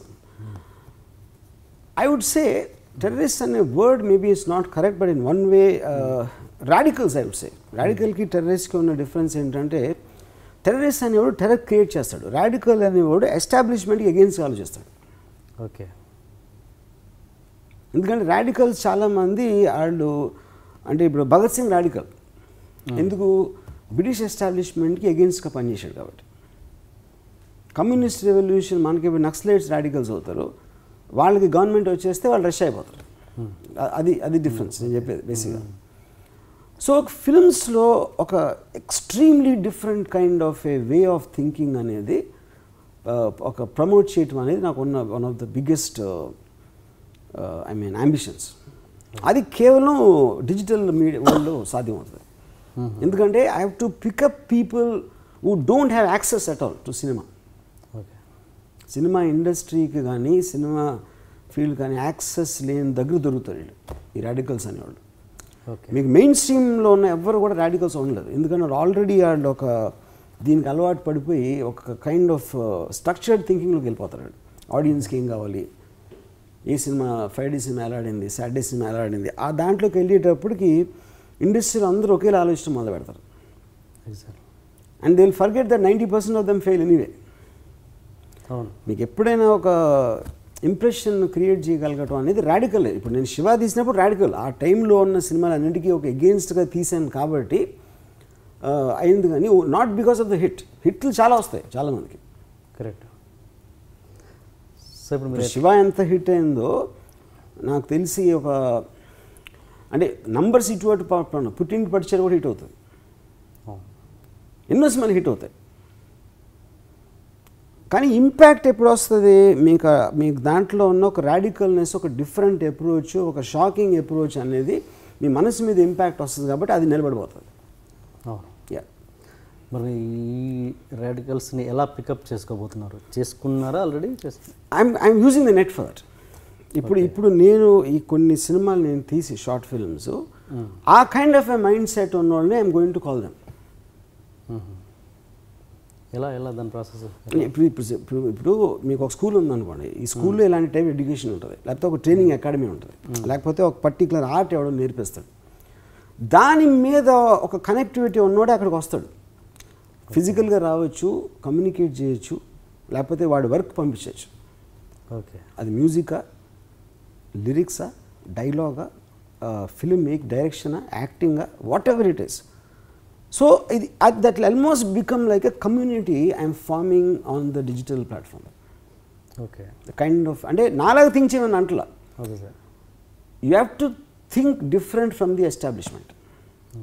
సో అందులో మీరు పికప్ చేసుకున్న వాళ్ళతో మీరు మళ్ళీ చేస్తారా, లేకపోతే వాళ్ళకి ప్లాట్ఫామ్ ఇస్తున్నాను నేను అతను హైలైట్ చేస్తున్నాను, ఇతను తీసిన ఒక ఎక్స్ట్రాడినరీ షార్ట్ ఫిల్మ్ అని నేను నా మెథడ్ యూజ్ చేసి హైలైట్ చేసి అది నా షాప్లో పెడుతున్నా.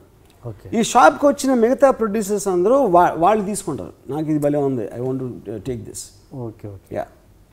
సో వాళ్ళతో మీరు మళ్ళీ ప్రొడ్యూస్ చేయడం వల్ల అది చేయొచ్చు, అది కూడా చేస్తాను, but that is not the only issue. Okay okay. ఎందుకంటే అందులో కొన్ని నా సెన్సిబిలిటీకి నచ్చకపోవచ్చు, but I know the originality of that. Okay okay. దాంట్లో శంకరాభరణం ఉండొచ్చు, శివ ఉండొచ్చు. అదే నా సెన్సిబిలిటీలో ఉండాల్సిన అవసరం లేదు. I only want it to be anti establishment. Rom com తీస్తే నీ ఇలాంటి రామ్ కామ్ నేను చూడలేదు, నాకు రామ్ కామ్ ఇష్టం లేదు, బట్ నేను ఎక్స్పెక్ట్ చేయని విధంగా ఒక రామ్ కామ్ ఉంటే నేను తీయకపోయినా I want to do my best to promote that okay thing. అంటే అప్పుడు షాప్ ఉందనుకోండి, షాప్లో షెల్ఫ్ మీద పెడతాం అన్నీ, ఎవడో వచ్చి ఎవడి ఇష్టం వచ్చింది అక్కడ కొనుక్కుని వెళ్తాడు. అదే అదే అంటే మీరు నాకు తెలిసి ఒక్కసారి మీ కెరియర్ గురించి వెనక్కి తిరిగి ఆలోచిస్తే ఇంత లాంగ్ పీరియడ్ ఉండడానికి కారణాలు ఏమని అనుకుంటారు మీరు? ఇప్పుడు వచ్చేవాళ్ళు ఒక సినిమా 2 సినిమాతో పోతున్నారు. అది I think it is direct. ఇప్పుడు నన్ను అంటే సేమ్ క్వశ్చన్ ఇలా it is about the newness of an idea. ఇప్పుడు నాకు ఎవరో చెప్పారు, మీ సినిమాలు ఫెయిల్ అవ్వచ్చు కానీ మీరు ఎప్పుడు ఫెయిల్ అవ్వన్నాడు. దాని మీనింగ్ ఏంటి? నేను మాట్లాడినప్పుడు, నేను కథ చెప్పినప్పుడు అది ఆల్వేజ్ ఇట్ విల్ వర్క్ అని ఎక్కువ మంది నమ్ముతారు. అది ప్రొడ్యూసర్లు అవ్వచ్చు, యాక్టర్స్ అవ్వచ్చు, ఎక్స్ అవ్వచ్చు, వై అవ్వచ్చు. అప్పుడు నేను అంత క్లియర్గా చెప్పినప్పుడు నేను మరి సినిమాలో ఎట్లా ఫెయిల్ అవుతున్నా? నా నేరేషన్ బాగుందని మీరే అన్నారు, స్టోరీ నేను చెప్పినప్పుడు బాగుంది అన్నారు. టేకింగ్ నేను ఎలాగూ చెడగొట్టను. టేకింగ్ బాగుంటుంది, స్టోరీ చెడగొడతా అంటారు కదా. స్టోరీ నేను ముందే చెప్పాను కదా, ముందు చెప్పినప్పుడు మీకు నచ్చింది. అప్పుడు ఏం మారిపోయింది సినిమా అయిపోయేటప్పటికి? That is $1 million question. Okay, దానికి కారణాలు ఉండొచ్చు, కారణాలు లేవు నేను అంటలా. ఎందుకు మారిపోతుంది, అదేవిధంగా ఎందుకు రాదు అనేది.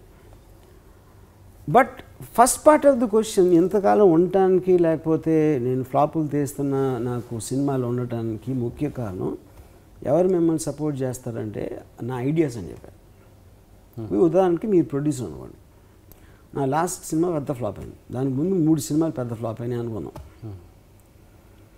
కానీ నేను ఇప్పుడు ఒక ఐడియా చెప్తాను మీకు. ఈ ఐడియా మీకు నచ్చింది, మీకు ప్రొడ్యూసర్గా. సో ఆ 3 సినిమాలు ఫ్లాప్ అయినా ఈ ఐడియా బాగుంది కాబట్టి ఇది డెఫినెట్గా ఆడుతుంది అనే నమ్మకం ఉన్నా మీకు రావచ్చు. దీన్ని మీరు కంపేర్ చేస్తారు ఇంకొకటితో. ఇంకొకటి ఫ్లాప్ లేదు, ఆడు కొత్త డైరెక్టర్ అవ్వచ్చు, లేకపోతే లాస్ట్ సినిమా పెద్ద హిట్ కూడా అయి ఉండొచ్చు ఇంకో డైరెక్టర్. కానీ వాడి ఐడియా ఎన్నప్పుడు దానికన్నా నా ఐడియా మీకు ఎక్కువ నచ్చింది అనుకోండి సపోజ్. అప్పుడు మీకు ఒక ఇది వస్తుంది కదా, ఒక డెసిషన్ అనేది మీకు ఊగుతుంది కదా. నాకు తెలిసి ఈ ఐడియా బాగుండి అది బాగుండకుండా కేవలం ఫ్లాప్లు వచ్చినంత మాత్రాన ఇతనితో తీగిపోవటం కరెక్టా కాదా అనే డెసిషను అది ఎక్కడి నుంచి వస్తుంది? నా ఐడియా నుంచి వస్తుంది. నన్ను సపోర్ట్ చేసేది నా ఐడియాస్, మనుషులు కాదు, ఏ ఒక్క వ్యక్తి కాదు. ఓకే. సో మీ ఐడియాస్ ఫ్రెష్నెస్ ఎప్పుడు ఉంటుంది? మీరు కంటిన్యూస్గా అప్డేట్ అవుతున్నప్పుడు ఉంటుంది. అది వరల్డ్ సినిమా అవ్వచ్చు, ఎక్స్పోజర్ అవ్వచ్చు, లేకపోతే నేను ఇందాక చెప్పిన నా ఎక్స్పీరియన్సెస్ అవ్వచ్చు. ఇలాంటి అన్ని మిక్స్చర్లో ఇప్పుడేంటి, నేను ఎన్ని సినిమాలు తీసినా 27 ఏళ్ళ నుంచి మళ్ళీ కరెక్ట్గా ఇప్పుడు చాలామంది కొత్తగా ఉన్నాయి గన్స్ అండ్ థైస్ షార్ట్స్. ఒక కుక్క వచ్చి ఒక 7 దగ్గర ఏదో నాకుతూ ఉంటుంది, గన్స్ అండ్ థైస్ టైలర్లు. చాలామంది ఆ షార్ట్ గురించి మాట్లాడుతున్నారు. ఆ షార్ట్ అని నా అబ్బస్ అవుతా, నేను అక్కడ కాపీ కూడా అది నా మైండ్లోకి వచ్చింది. It's idea. ఓకే, ఒక ఇన్నోసెంట్ చైల్డ్ మీద ఫేస్ మీద ఒక రక్తం, అది ఐడియా. అది సో ఒకే ఆన్సర్ ఏంటంటే for both what you saying, ఇది ఇంతకాలం ఉండటానికి, నాకు ఇంకా ఫ్లాపులు ఉన్నా ఇలా ఉండటానికి కేవలం నా ఐడియాసే కారణం. Okay okay. అండ్ మీరు ఫ్యూచర్లో క్రియేటివ్ టెర్రరిస్టులను తయారు చేసే పనిలో ఉన్నారంట ఫ్యూచర్లో? ఓకే, మళ్ళీ గన్స్ అండ్ థైస్ విషయానికి వస్తే మీరు అసలు ఈ థాట్ ఎప్పుడు పుట్టింది, ఎన్ని రోజులైంది తీసి? ఇప్పుడిప్పుడే జనాలకు మాత్రం ఇప్పుడిప్పుడే తెలిసినట్టుంది, బట్ దీని ఎప్పుడు స్టార్ట్ అయింది అసలు ఇది వర్క్? వర్క్ అనేది ఎప్పుడు బీన్ ప్రోగ్రెస్. షూట్ కూడా it happens at different times. Okay, ఇప్పుడు నాకున్న ఒక particular knowledge for long time of the under world అనేది నాకు 20 ఏళ్ళ నుంచి తెలుసు. నాకు అండర్ వరల్డ్ అది ఎక్స్పోజర్ పెరిగిన కొద్దీ దాన్ని మారుతూ ఉంటుంది, ఇంకా ఇంప్రూవ్ అవుతుంది. లేకపోతే కొన్ని నేను ఫాల్స్ అని తెలుసుకుంటా, కొన్ని ఇంకా ట్రూ అని తెలుసుకుంటాను. So guns and thighs preparation వరకు నాకు తెలిసి 20 years అయిపోయి ఉంటాను. ఏంటి, అప్పుడు నేను వెబ్ సిరీస్ లేదు, నాకు సినిమా తీయని ఉద్దేశం లేకపోవచ్చు. ఒక థాట్ అనేది అక్కడి నుంచి ఉంది నాకు. ఒక కూలంకుషగా ముంబై అండర్ వరల్డ్ గురించి నేను ఒక స్టేజ్లో బుక్ రాద్దాం అనుకున్నాను. ఎందుకంటే సినిమాలో ఇంపాసిబుల్ అని అర్థమయ్యి అది చెప్పటం. దాని తర్వాత ఈ నార్కోస్ అనేది నేను ఒక 3 సంవత్సరాల ముందు చూసి ఉంటాను, 3-4 years బ్యాక్. అప్పుడు ఫస్ట్ టైం వచ్చింది నాకు ఐడియా, హోమ్ల్యాండ్ చూసి. Only way this can be told is in a web series. దీని ఫస్ట్ ఎపిసోడ్ ఎప్పుడు రిలీజ్ చేయబోతున్నారు? It take till October. అంటే మళ్ళీ ఇంకొక ప్రోమో ఏమైనా రిలీజ్ చేస్తున్నారా దాని మధ్యలో ఉంటుంది ఏదో ఒకటి. అండ్ ఇప్పుడు సపోజ్ ఈ బాహుబలి, దంగల్ ఇలాంటి సినిమాలతో కంపేర్ చేస్తే వాటికంటే కూడా ఎక్కువ వెబ్ సిరీస్లో సంపాదించవచ్చా? అంటే ఫ్యూచర్లో డెఫినెట్గా, ఎందుకు ఆల్రెడీ మీకు ఇప్పుడు నెట్ఫ్లిక్స్ అనేది వాళ్ళ web series they are making it at a budget of bigger than Hollywood film. ఎందుకంటే మీకు ఫైనల్గా మార్కెట్ అదే కదా. మీకు వరల్డ్ వైడ్ నార్కోస్ చూసినంత మంది మేజర్ హాలీవుడ్ ఫిల్మ్స్ చూడలే ఎవరు. Then it's a revenue model. మీరు సబ్స్క్రిప్షన్లు పెడుతున్నారా, పేపర్ వ్యూ పెడుతున్నారా, అవన్నీ మీకు మాటిమాటికి మారుతూ ఉంటాయి, కంటెంట్ బట్టి కూడా మారుతూ ఉంటాయి.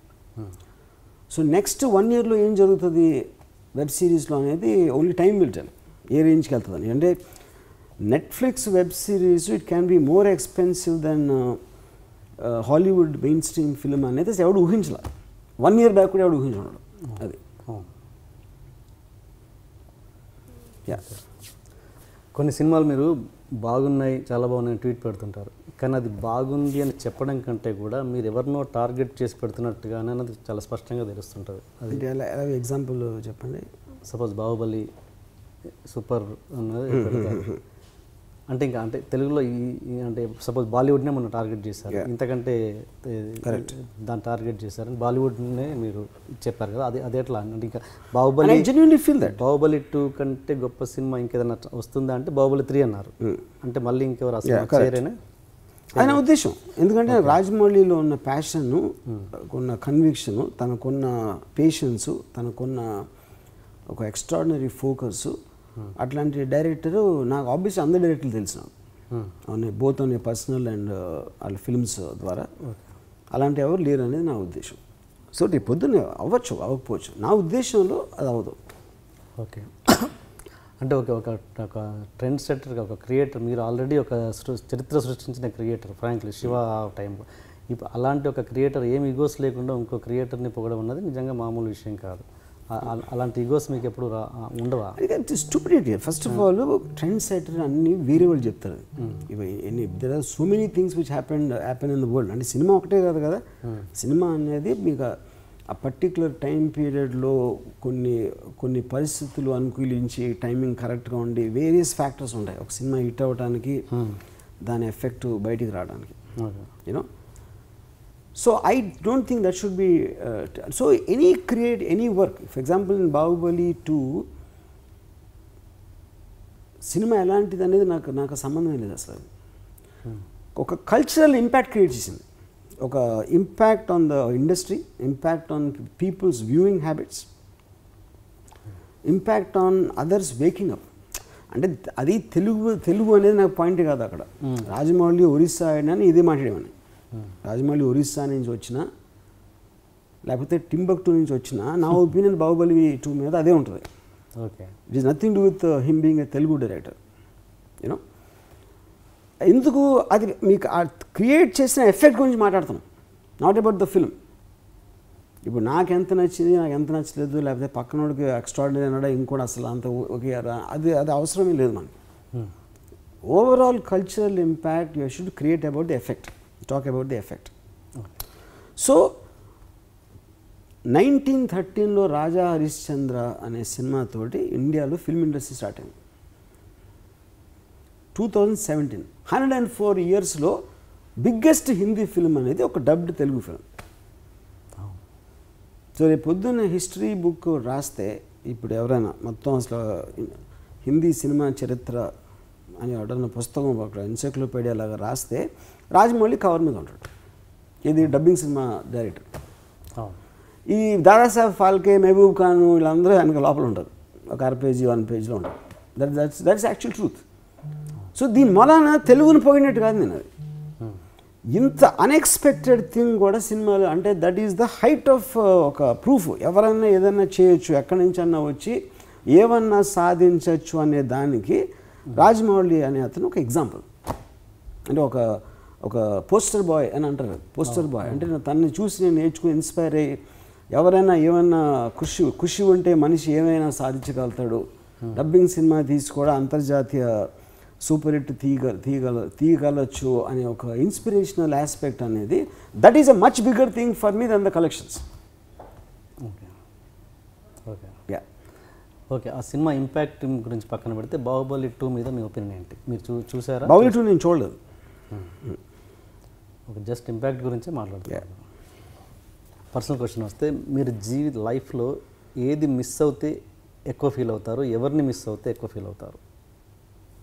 ఏది మిస్ అవ్వను. ఫస్ట్ ఆఫ్ ఆల్ ఎవరిని మిస్ అవ్వను, ఏది మిస్ అవ్వను. దానికన్నా రీజన్స్ ఉన్నాయా? ఒక ఇన్సిడెంట్ తర్వాత అలా మారిపోయారా?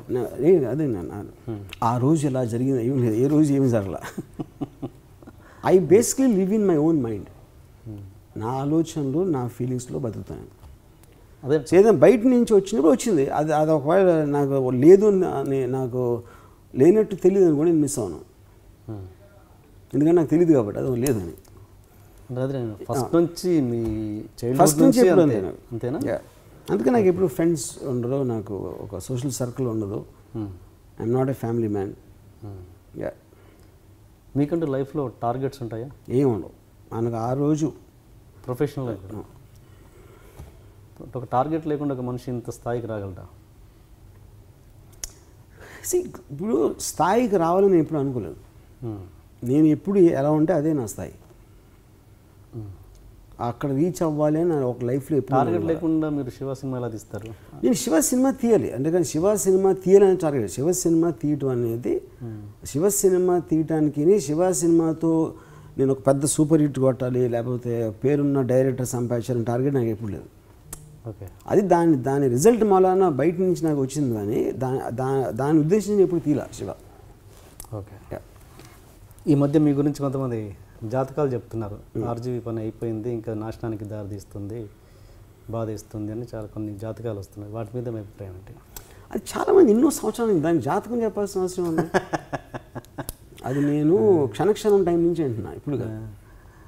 ఓకే, క్షణక్షణం రిలీజ్ అయినప్పుడు కూడా శివ ఫ్లూకు క్షణక్షణంతో అసలు విషయం బయట అంటే 92 నుంచి అంటున్నా నేను. అది అంటే వేరే డిగ్రీస్ మారుతూ ఉంటాయి అప్పుడప్పుడు. నేను మామూలుగా మనుషులు ఆడియన్స్ మాట్లాడుకోవడం కాదు, ఆస్ట్రాలజర్స్ రియల్గా నిజంగా ప్రొఫెషనల్. ఫస్ట్ ఆఫ్ ఆల్ జాతకాలు చెప్పేవాళ్ళు అంటే నేను దేవుడిని నమ్మినప్పుడు ఏం కదా జాతకాలు అనేది. ఇప్పుడు నాకు ఎవరు పంపించారు మీరు చెప్పింది, నాకు ఆ పేరు తెలియదు ఆడిది, అదే వాట్ ఎవర్ జాతకం చెప్పేవారు. ఇప్పుడు జాతకాలు మెయిన్ ప్రాబ్లం ఏంటంటే నాకు వాళ్ళు ఇలాంటివి చెప్తారు, కానీ బిగ్గెస్ట్ థింగ్స్ 26/11 అటాక్ ఎవరు చెప్పాలి జాతకంలో, సునామీ వస్తుందని ఎవరు చెప్పాల. ఏది మొత్తం ప్రపంచం గడగడలాడే ఈడికి ఇది అవుతుంది ఆడికి అది అవుతుంది ఇవన్నీ చెప్తారు. సో బేసిక్లీ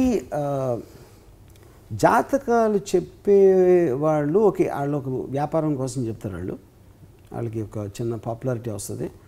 ఫర్ ఎగ్జాంపుల్ ఆ మనిషి జాతకం చెప్పకపోతే ఆడు నాకు తెలిసి కూలి పని కూడా వాడికి క్వాలిఫికేషన్ ఉండదు. జాతకాలు చెప్పేవాళ్ళు కన్నా జాతకాలు వినేవాళ్ళు వాళ్ళు బిగ్గర్ డేంజర్. నాకు they are the I feel more sad for them. నా గురించి కాదు అసలు వాళ్ళు. So that is my overall opinion on so called జాతకాలు. ఇప్పుడు మళ్ళీ మీరు మళ్ళీ ఈ వీక్లో మళ్ళీ ఇంకో షాక్ ఇవ్వబోతున్నారంట. మై సనీ లియోన్ బన్నా చాతీ హూ. ఇదేంటి కొత్తగా ఇది సి అంటే నా మెయిన్ ఉద్దేశం ఏంటంటే నేను అనుకునే థాట్స్ కొన్ని అప్పుడప్పుడు నేను ట్వీట్లో పెట్టినా లేకపోతే రామోయిజం లాంటి ఎపిసోడ్స్లో పెట్టినా కూడా రామోయిజం అనేది ఒక ఎలాబరేట్నెస్ ఉంటుంది, బట్ స్టిల్ అది ఒక ఎక్స్ప్లెనేటరీ. ట్వీట్లో పెట్టినప్పుడు 90% వరకు అర్థం అవుతుంది. Either they take it wrongly లేకపోతే నాకున్న ఇమేజ్ ద్వారా దాన్ని ఒక నెగిటివ్ కాంటెక్స్ట్లో చూస్తారు. సో నాకు చాలా స్ట్రాంగ్ ఒపీనియన్స్ బిలీఫ్స్ ఉన్నాయి. అది ఒక చిన్న షార్ట్ ఫిల్మ్ లాగా చెప్తే, షార్ట్ ఫిల్మ్ ద్వారా చెప్తే దాని అండర్స్టాండింగ్ అండ్ ఇంపాక్ట్ ఎక్కువ ఉంటుందని నాకు అనిపించింది. So I want to make a series of short films. దాంట్లో ఫస్ట్ది మై సనీ లియోన్ బన్నా చాతీ. అంటే ఒక అమ్మాయి కెరీర్ ఆప్షన్గా డాక్టర్ అవ్వచ్చు, ఇంజనీర్ అవ్వచ్చు, స్పోర్ట్స్ అవ్వచ్చు, ఇది అవ్వచ్చు, ఎక్స్ అవ్వచ్చు, వై అవ్వచ్చు, పాన్ స్టార్ కూడా అవ్వచ్చు. అదొక ఒపీనియన్. అంటే పాన్ స్టార్ అనేది ఇండియాలో ఇల్లీగల్, అది దట్ ఈస్. కానీ the point is not to take it realistic. Legal aspect వేరు, మారల్ ఆస్పెక్ట్ వేరు, సోషల్ ఆస్పెక్ట్ వేరు. లీగల్ అనేది law of the land, moral అనేది తప్పు, ఇమ్మారల్ అంటాం మనం. సోషల్ అనేది సమాజం ఏమనుకుంటుంది, మన చుట్టూ ఉన్న మన ఫ్యామిలీ అవ్వచ్చు, ఫ్రెండ్స్, వాళ్ళు ఏమనుకుంటారు. ఇలాంటి వాళ్ళతో ఉన్న భయంతో చాలామంది చాలా చేయరు, వాళ్ళకి ఇష్టమైన, వాళ్ళకి బెటర్ అని అనిపించిన ఏదైనా కూడా. దాంట్లో ఒక ఎక్స్ట్రీమ్ కేస్ అనేది ఒక అమ్మాయి తన సెక్షువాలిటీని, తనకున్న ఫిగర్, తనకున్న అందం, తనకున్న సెక్స్ అపీల్ని ఒక ఏమంటారు దాన్ని, తనకు ఉపయోగపడే విధంగా దాన్ని చేసుకోవటానికి, ఇప్పుడు అందులో బ్యూటీ కాంటెస్ట్ అవ్వచ్చు, ఒక అమ్మాయి యాక్ట్రెస్ అవ్వచ్చు, లేకపోతే మోడల్ అవ్వచ్చు. ఇవన్నీ కూడా ఇప్పుడు నేను మాట్లాడినవి they are belong to the same category of using her own beauty, her own desirability as ఆ అమ్మాయికి కెరియర్ కోసం యూజ్ చేసుకుని సాధనలు.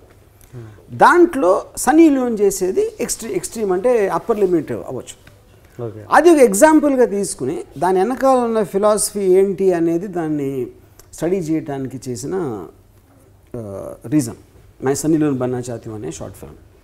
ఓకే, అని చూపించారు, చూశాను. ఓకే, థాట్ అనేది చాలా ఆలోచింపదగ్గగా ఉంది. బట్ మీరు తీసేటప్పుడు మీరు అనుకుంటారా, నా కూతురే ఆ క్వశ్చన్ నన్ను అడిగితే నా ఆన్సర్ ఏంటి? 100%. ఎందుకంటే అలా బిలీఫ్ నేను లేకపోతే నేను రాయలేను ఫస్ట్. ఓకే, ఇప్పుడు ప్రతి ఒక్కళ్ళు వాళ్ళు అంటే ఇందులో ఒక సన్నీ లియోన్ బన్నా చాతిలో ఒక లైన్ ఉంది. ఇప్పుడు కేవలం నువ్వు ఎక్స్పోజ్ చేస్తే సన్నీ లియోన్ అయిపోతావా అంటాడు ఫాదర్. అంటే ఎక్స్పోజ్ చేసిన ప్రతి అమ్మాయి సన్నీ లియోన్ అయిపోయిందా అంటే తను ఏమంటుంది, బిజినెస్ చేసిన ప్రతి ఒక్కరు ముఖేష్ అంబానీ అవ్వలేడు.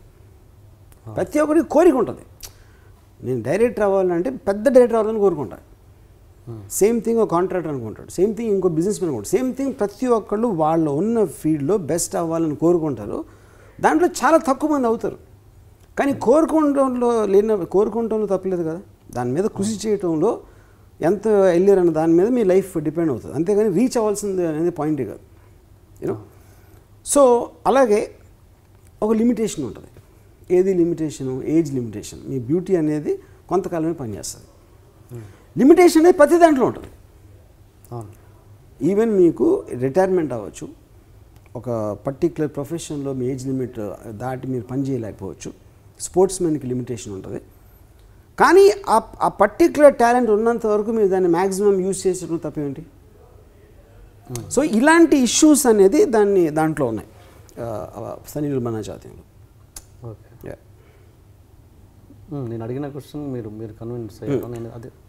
నేను 100%. అప్పుడు నేను ఒక డెసిషన్ తీసుకున్నాను. సపోజ్ వీడియో వదిలేసాను, ఒక ఇంజనీరింగ్ వదిలేసి వీడియో లైబ్రరీకి వెళ్ళాను, వీడియో లైబ్రరీ వదిలేసి నేను ఇంకా ఎక్కడికి వెళ్ళాను. మా ఫాదర్కి నచ్చేది కాదు, ఓకే, మా ఇంట్లో ఎవరికి నచ్చేది కాదు. నా డెసిషన్ నేను తీసుకున్నాను. ఎందుకంటే నా లైఫ్ నా ఇష్టం వచ్చినట్టు నేను బతుకుతాను, ఇంకొకళ్ళ కోసం నేను బతకను. Okay, I believe strongly in the Ayn Rand's philosophy. I live for my own sake and I will never ask anyone else to live for my sake. Okay. So the same thing goes for parents and children also. You know? Parents వాళ్ళు కేవలం వాళ్ళ parents అని పేరు ఉంది కాబట్టి పిల్లలకి వాళ్ళకన్నా ఎక్కువ అనుకుంటాం కరెక్ట్ కాదు. వాళ్ళు వేరే మనుషులు, వీళ్ళు వేరే మనుషులు. కేవలం వాళ్ళు పుట్టారు కాబట్టి వాళ్ళకన్నా కింద కాదు, వాళ్ళలాగా ఆలోచించాలన్న రూల్ లేదు. So coming back to your question, whether it's my daughter or anybody concerned with me, నేను అసలు ఏ మనిషిని కూడా వాళ్ళు చేయదలుచుకుంది వద్దు అని నేను ఎప్పుడు చెప్పను. అలాగే వాళ్ళు చెప్తే నేను విన్నాను. Okay, okay sir, okay, thank you so much. Okay, ఇంకా ఈ ఇంటర్వ్యూలో మీకు మీ జర్నీలో ఏదైనా ద బెస్ట్ ఎక్స్పీరియన్స్ అంటే మీ గ్యాంగ్స్టర్స్ ఆ ఇష్యూలో కావచ్చు, మాఫియా దాంట్లో కావచ్చు, మీ కాలేజ్ లైఫ్లో కావచ్చు, సినిమా కెరీర్లో ఏదన్నా ఒక మెమరబుల్ మూమెంట్ ఏదన్నా ఒకటి పంచుకోండి. అంటే ఇప్పుడు ఒక పాయింట్ ఏంటంటే, నేను ఇప్పుడు షార్ట్ ఫిల్మ్స్లో అంటే నాకున్న ఎక్స్పీరియన్సెస్, రెండు నాకున్న ఎక్స్పీరియన్స్లోంచి నేను స్టడీ చేసిన ఒక మెథడ్ కానీ దాని నుంచి నాకు ఒక ఎక్స్ట్రా ఒక ఎగ్జాంపుల్ చెప్తాను మీకు. మా కాలేజ్లో, ఇంజనీరింగ్ కాలేజ్లో అంటే ఇది నిర్భయ రేప్ కేసు అయినప్పుడు ఒక డిస్కషన్ ఏం జరిగిందంటే ఎలాంటి వాళ్ళు చేస్తారు ఇది అసలు. ఐ మీన్ వాళ్ళు చేశారు, రేప్ చేశారు, వాళ్ళు చంపేయాలి, నరికేయాలి, ఏదో జరిగింది. వాళ్ళు మనుషులే.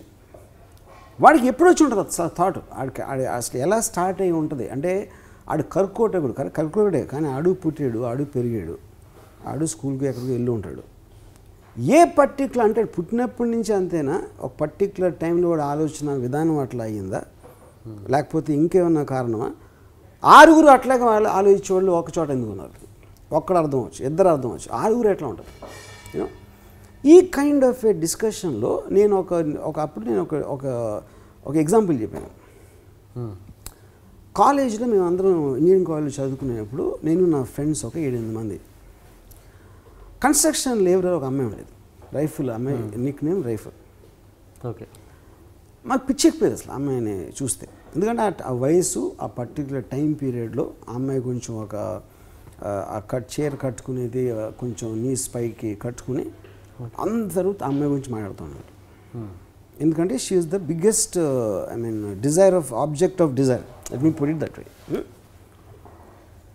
ఇది కామయ్య తోపు కానూరు ఆ కైండ్ ఆఫ్ దాంట్లో అంటే విజయవాడ మెయిన్ సిటీకి ఒక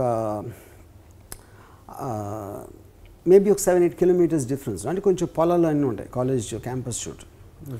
ఒకరోజు మేము 8-7 కూర్చుని ఉండే, మేము ఒకడు అన్నాడు,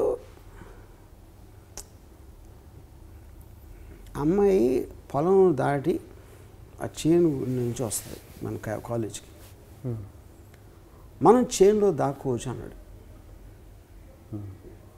ఇది రాత్రి ఒక 11:30-12కి జరుగుతుంది ఈ కాన్వర్జేషన్.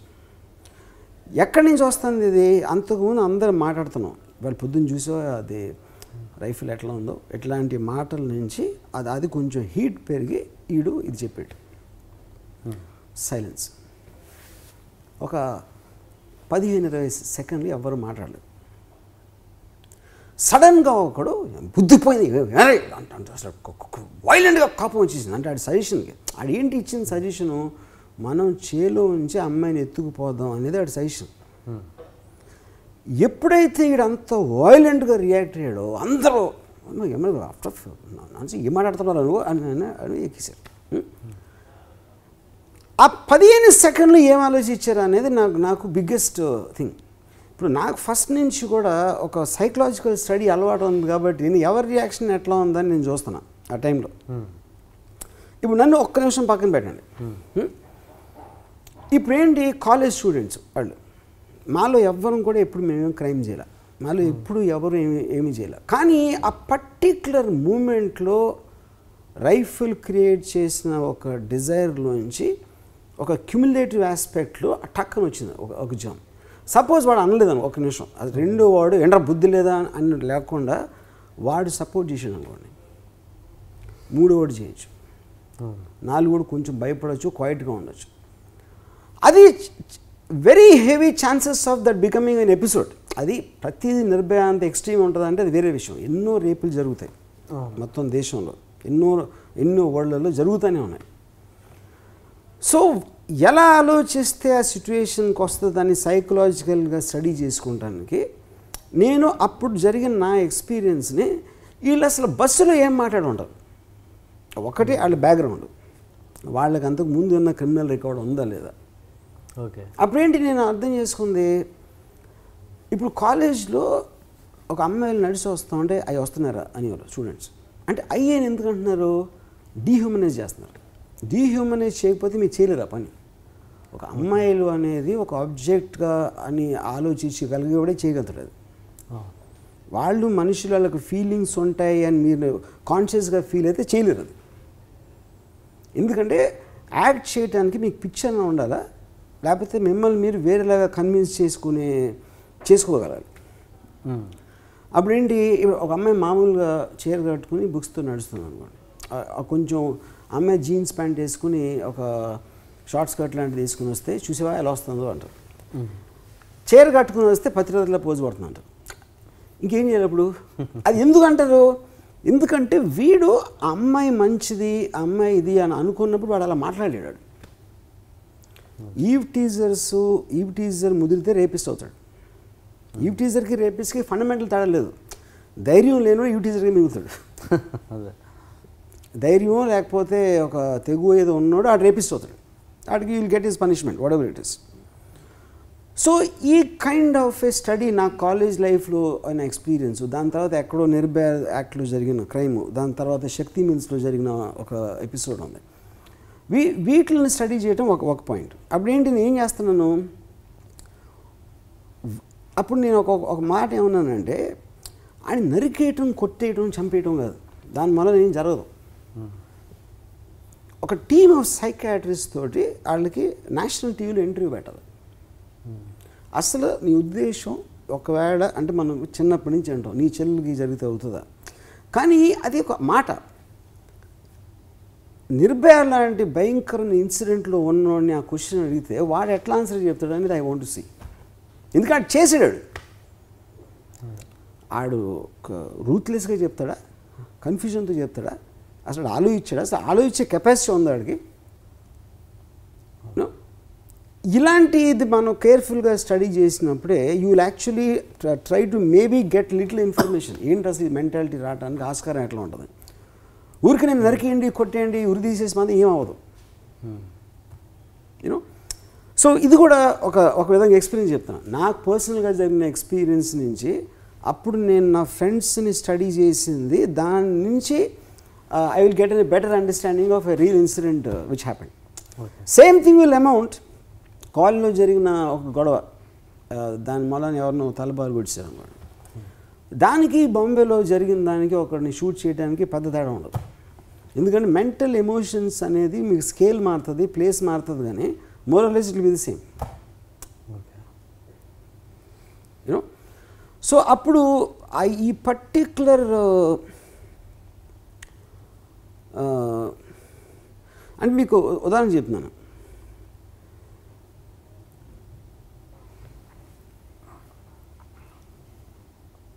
వెదర్ ఇట్ ఈస్ అంటే ఒక నమ్మకం అనేది ఒక మీకు ప్యాట్రియాటిజం అంటే దేశభక్తి అవ్వచ్చు, లేకపోతే దేవుడు అవ్వచ్చు, లేకపోతే ఫ్యామిలీ వాల్యూస్ అవ్వచ్చు, ప్రతి ఒక్కటికి డిగ్రీస్లో డిఫరెంట్గా ఉంటుంది.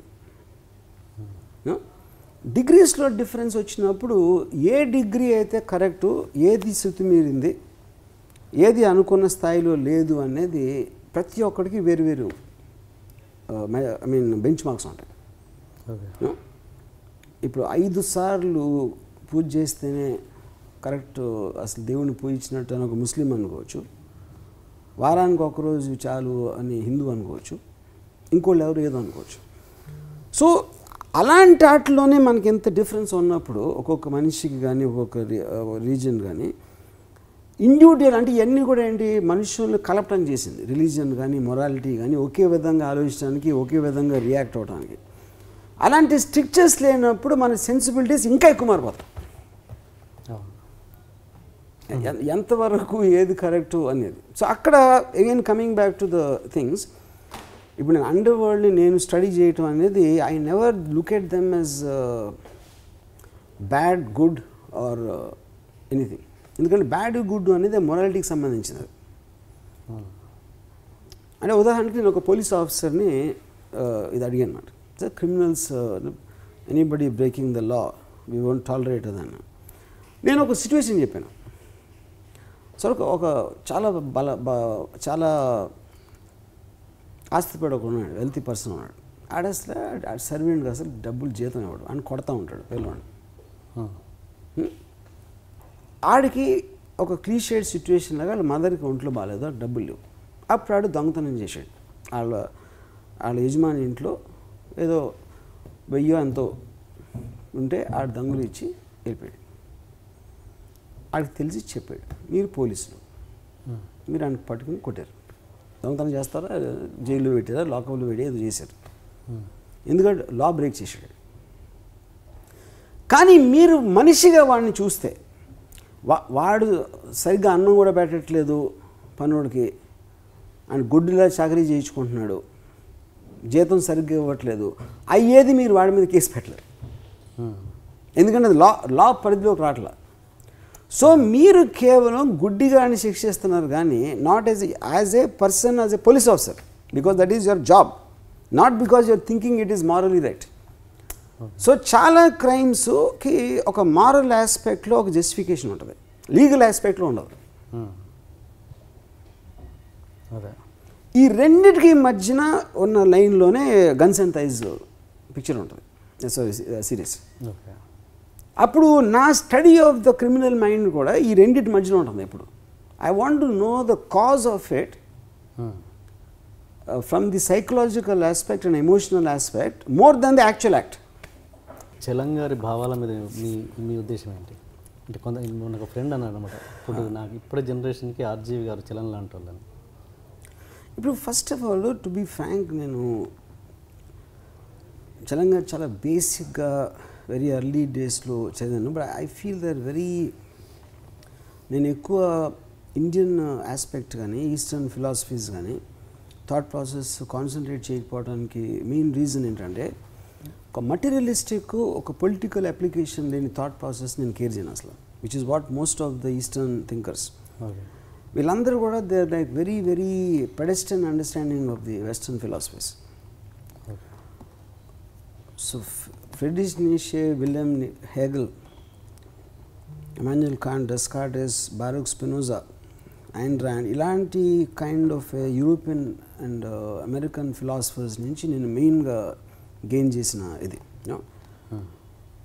సో చాలామంది నాకు మీరు కేవలం వాళ్ళు అక్కడోళ్ళు కాబట్టి చదువుతున్నారు, అక్కడోళ్ళు కాబట్టి కాదు, మనకు వచ్చిందే అక్కడి నుంచి ఒక పాయింట్. రెండో పాయింట్ ఏంటంటే, ఇందాక నేను చెప్పినట్టు మటీరియలిస్టిక్ అప్లికేషన్ అంటే మీకు డైరెక్ట్గా Ayn Rand materialistic thing, Ayn Rand issues నుంచే నేను ఒక డైరెక్షన్ నేర్చుకోవడం కానీ నా వ్యూ పాయింట్స్ కానీ మారిని. Fountainhead and Atlas Shrugged and non fiction books of Ayn Rand వలన నేను చాలా ఎక్కువ ఇన్ఫ్లుయెన్స్ అయ్యాను.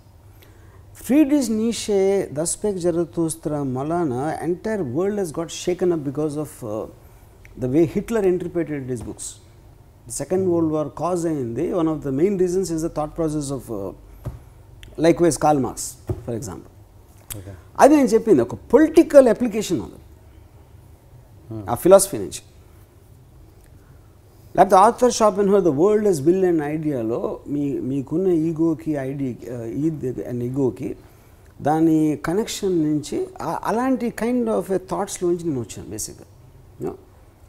సో నాకు ఈ kind of a thinking it looks very childish. నేను ఆయన గురించి అంటలా particular, I'm talking about everybody including the scriptures.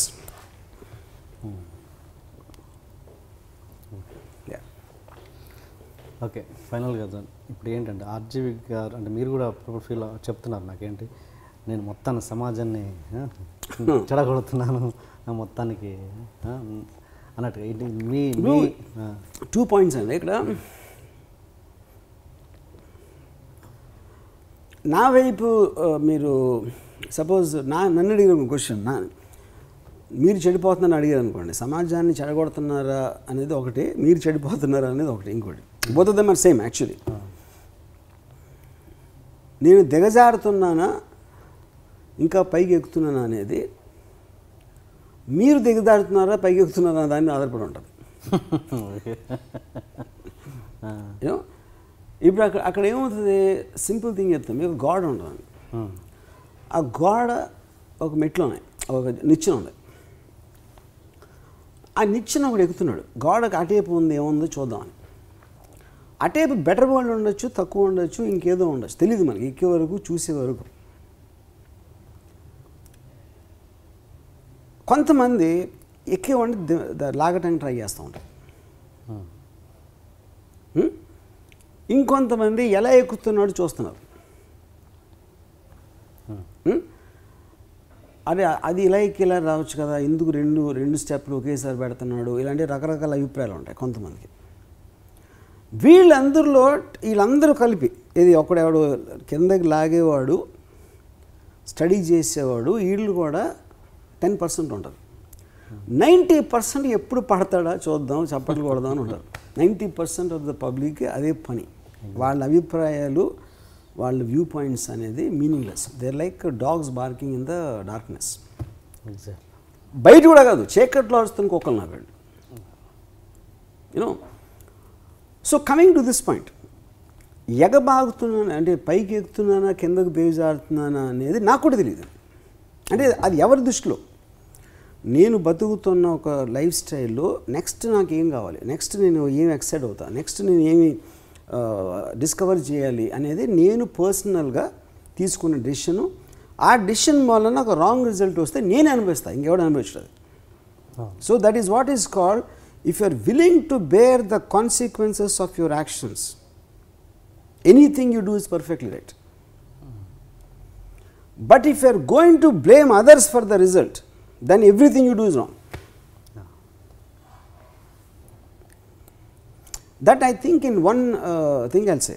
Next ఏంటి, ఇప్పుడు చేయాల్సిన అవసరం ఉందా ఎవరికైనా నేను చెప్పాలా అంటే ఏది అవసరం లేదు. నేను ఇప్పుడు సినిమా తీయాలనుకున్నా, లేకపోతే వెబ్ సిరీస్ తీయాలనుకున్నా, షార్ట్ ఫిల్మ్ తీయాలనుకున్నా, అది నా మనసుని అనుకోవచ్చు కదా. తీయాల్సిన అవసరం ఉందా? లేదు, ఆఫ్ కోర్స్ లేదు. కానీ మీకు ఒక సోషల్ ఆస్పెక్ట్ ఆఫ్ లైఫ్ అనే దాంట్లో యు ఆర్ కమ్యూనికేటింగ్. ఆ కమ్యూనికేషన్ ఎక్స్ప్రెషన్లోంచి కమ్యూనికేషన్ వస్తుంది. అది కొంతమందికి రీచ్ అవ్వచ్చు, కొంతమంది అవ్వకపోవచ్చు, కొంతమందికి వేరేగా రీచ్ అవ్వచ్చు, కొంతమందిలో ఒక నెగిటివిజం డెవలప్ చేయొచ్చు, కొంతమందిలో పాజిటివ్ డెవలప్. వచ్చిన ప్రతిదీ కూడా it will have a different effect in different people. So then నేను రీచ్ అవ్వాల్సిన అంటే నేను రీచ్ అయ్యేది ఒక 100 మందిలో 10 మంది అవ్వచ్చు, 90 మందికి రీచ్ అవ్వకపోవచ్చు. కానీ నేను నా అభిప్రాయాలు కానీ నాకున్న థాట్ ప్రాసెస్ లేదు 90 మందికి వేరేగా ఉంది అని నా అభిప్రాయాలు మార్చి వాళ్ళ కోసం నేను బతకను. I believe I will live for me and people are in sync with me, whether it's my films or my thoughts or my interviews or anything for that matter.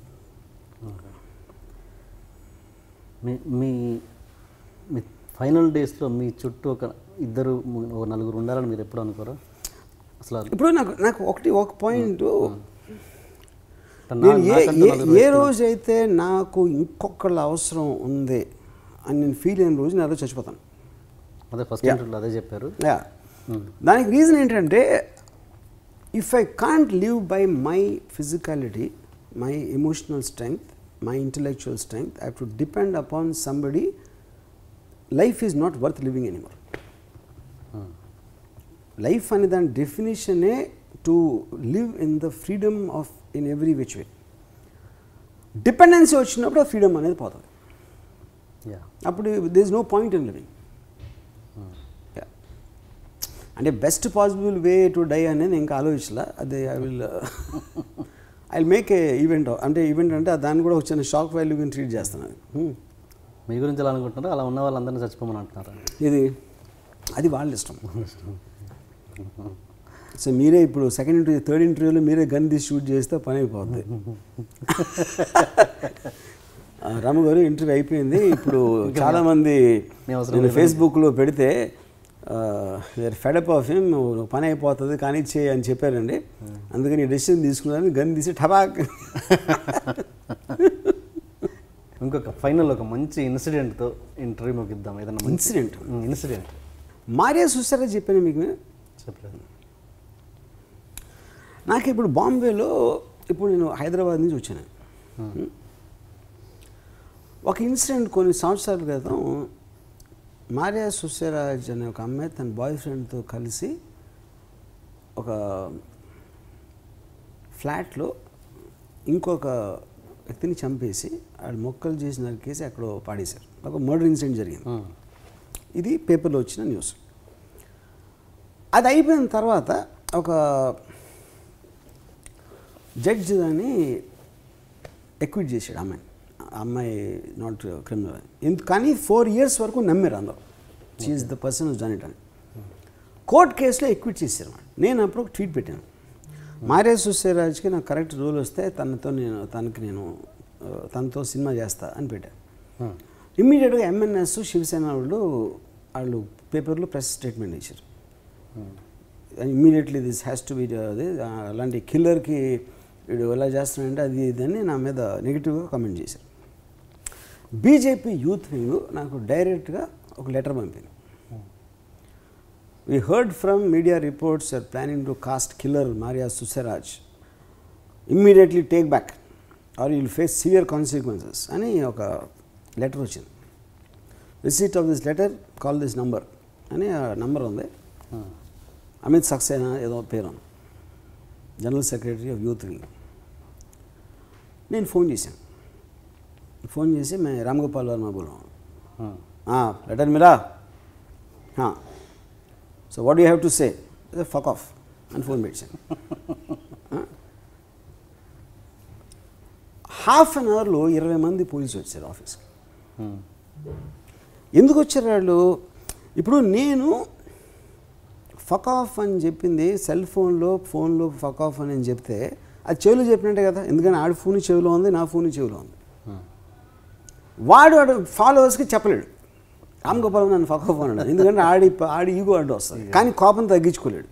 ఆడికి ఇష్యూ ఉంది, మ్యారేజ్ సూసైడ్ ఇష్యూ, అందుకని వెళ్ళి బ్యాండలిజం చేసామని చెప్పి ఉంటాడు.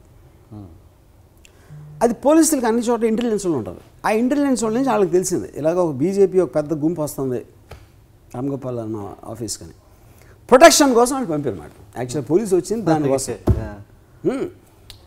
నేను you will face severe consequences అన్నాడు కాబట్టి నేను దానికి ఒక పోలీసులో పెట్టాను. అది వర్సోవా పోలీసులో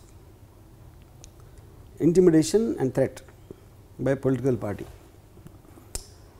మొత్తం మీడియా వచ్చారు. మీడియాతో నేను ఏం చెప్పానంటే, కోర్టు ఎక్విట్ చేసి నేను చేయాల. కోర్టు ఎక్విట్ చేసి ఆ అమ్మాయి నిర్దోషి అని చెప్తే నేను ఒక సాధారణ పౌరుడిగా ఆ అమ్మాయిని మళ్ళీ కోర్టు మాటను గౌరవించి ఆ అమ్మాయిని మెయిన్ స్ట్రీమ్లోకి ఆహ్వానించడానికి నేను ఒక ఆఫర్ ఇచ్చాను. ఇప్పుడు ఈ పొలిటికల్ పార్టీలకి అది ప్రాబ్లం అయితే వాడు కోర్టు జడ్జి దగ్గరికి వెళ్ళాలి, నా దగ్గరికి ఏంటి, నేనే మధ్యలో. అమ్మాయి కాదు హంతకురాలు, నిర్దోషి కాదు అని వాళ్ళు అనుకుంటే కోర్టు జడ్జిని అడుగుతారా, నన్ను అడుగుతారా? మీడియా నాతో ఫర్గా నా గురించి ఫర్గా, అవును mister Varma as a point అని శ్రీనివాస్ నాయుడు, బర్ఖాదత్ వీళ్ళందరూ మాట్లాడతాం మొదలెడితే అప్పుడు వాడికి పైనుంచి వచ్చింది కాల్, బీజేపీ హైకమాండ్ నుంచి, ఓ మూసుకో, if you start doing this will completely మనం బయటకు వస్తాం. ఇప్పుడు చెప్పింది కరెక్ట్ అది అని చెప్పి ఆడ అపాలజీ లెటర్ పంపేసి అయిపోయింది. ఇప్పుడు నన్ను చాలామంది ఏమడిగారంటే, నువ్వు హైదరాబాద్ నుంచి వచ్చావు, నువ్వు ముఖేష్ అంబానీ లాంటి ఫాదర్ నీకు లేడు, ఎవడో పెద్ద పొలిటికల్ ఎవడో లేడు నీకు సపోర్ట్, ఏంటి నీ ధైర్యమా పిచ్చా?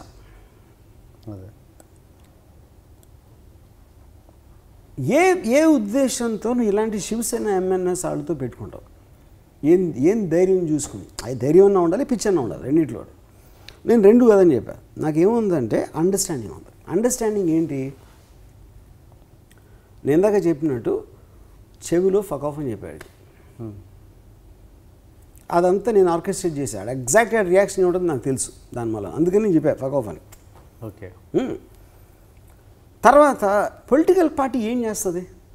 ఏకైనా ఆర్గనైజ్ గ్రూప్, ఇప్పుడు మీరు విజయవాడ చూడండి ఫర్ ఎగ్జాంపుల్, ఎక్కడైనా మా అయితే వాళ్ళు శవయాత్ర పెడతారు, లేకపోతే ఒక ఎఫ్ఈజీ తగలబెడతారు బొమ్మలు చేసి, లేకపోతే గైగా రామ్గోపాల్ డౌన్ డౌన్ అది నరుస్తారు. అంతకు మించి పొలిటికల్ పార్టీలు ఏం చేస్తాయి? ఎప్పుడు ఏం చేసినాయి? వాళ్ళు వినటానికి పేరు ఉంటుంది, ఏం చేస్తాయి? వాళ్ళు ఏమీ చెయ్యరు, మహా అయితే ఒక రాయేస్తారు, అద్దం బాగా పడుతుంది, కారు అద్దం, అంతకు మించి ఏమీ చేయలేడు. కానీ ఇదే ఫక్ ఆఫ్ నేను దావుద్ ఇబ్రహీం చెప్తానా? చెప్పను, ఎందుకంటే అక్కడ వర్కౌట్ అవ్వదని నాకు తెలుసు. ఎందుకంటే దావుద్ ఇబ్రహీం అడుగు గ్రూపుని పంపడు, లెటర్ పంపడు, సైలెంట్గా బుల్లెట్ వస్తుంది తెలియదు, అది నాకు తెలుసు. అందుకని ఎక్కడ నేను చేయొచ్చు ఎక్కడ చేయలేను అనేది నాకు అండర్స్టాండింగ్తో చేస్తాను, కానీ ధైర్యం లేదు, పిచ్చి లేదు అని.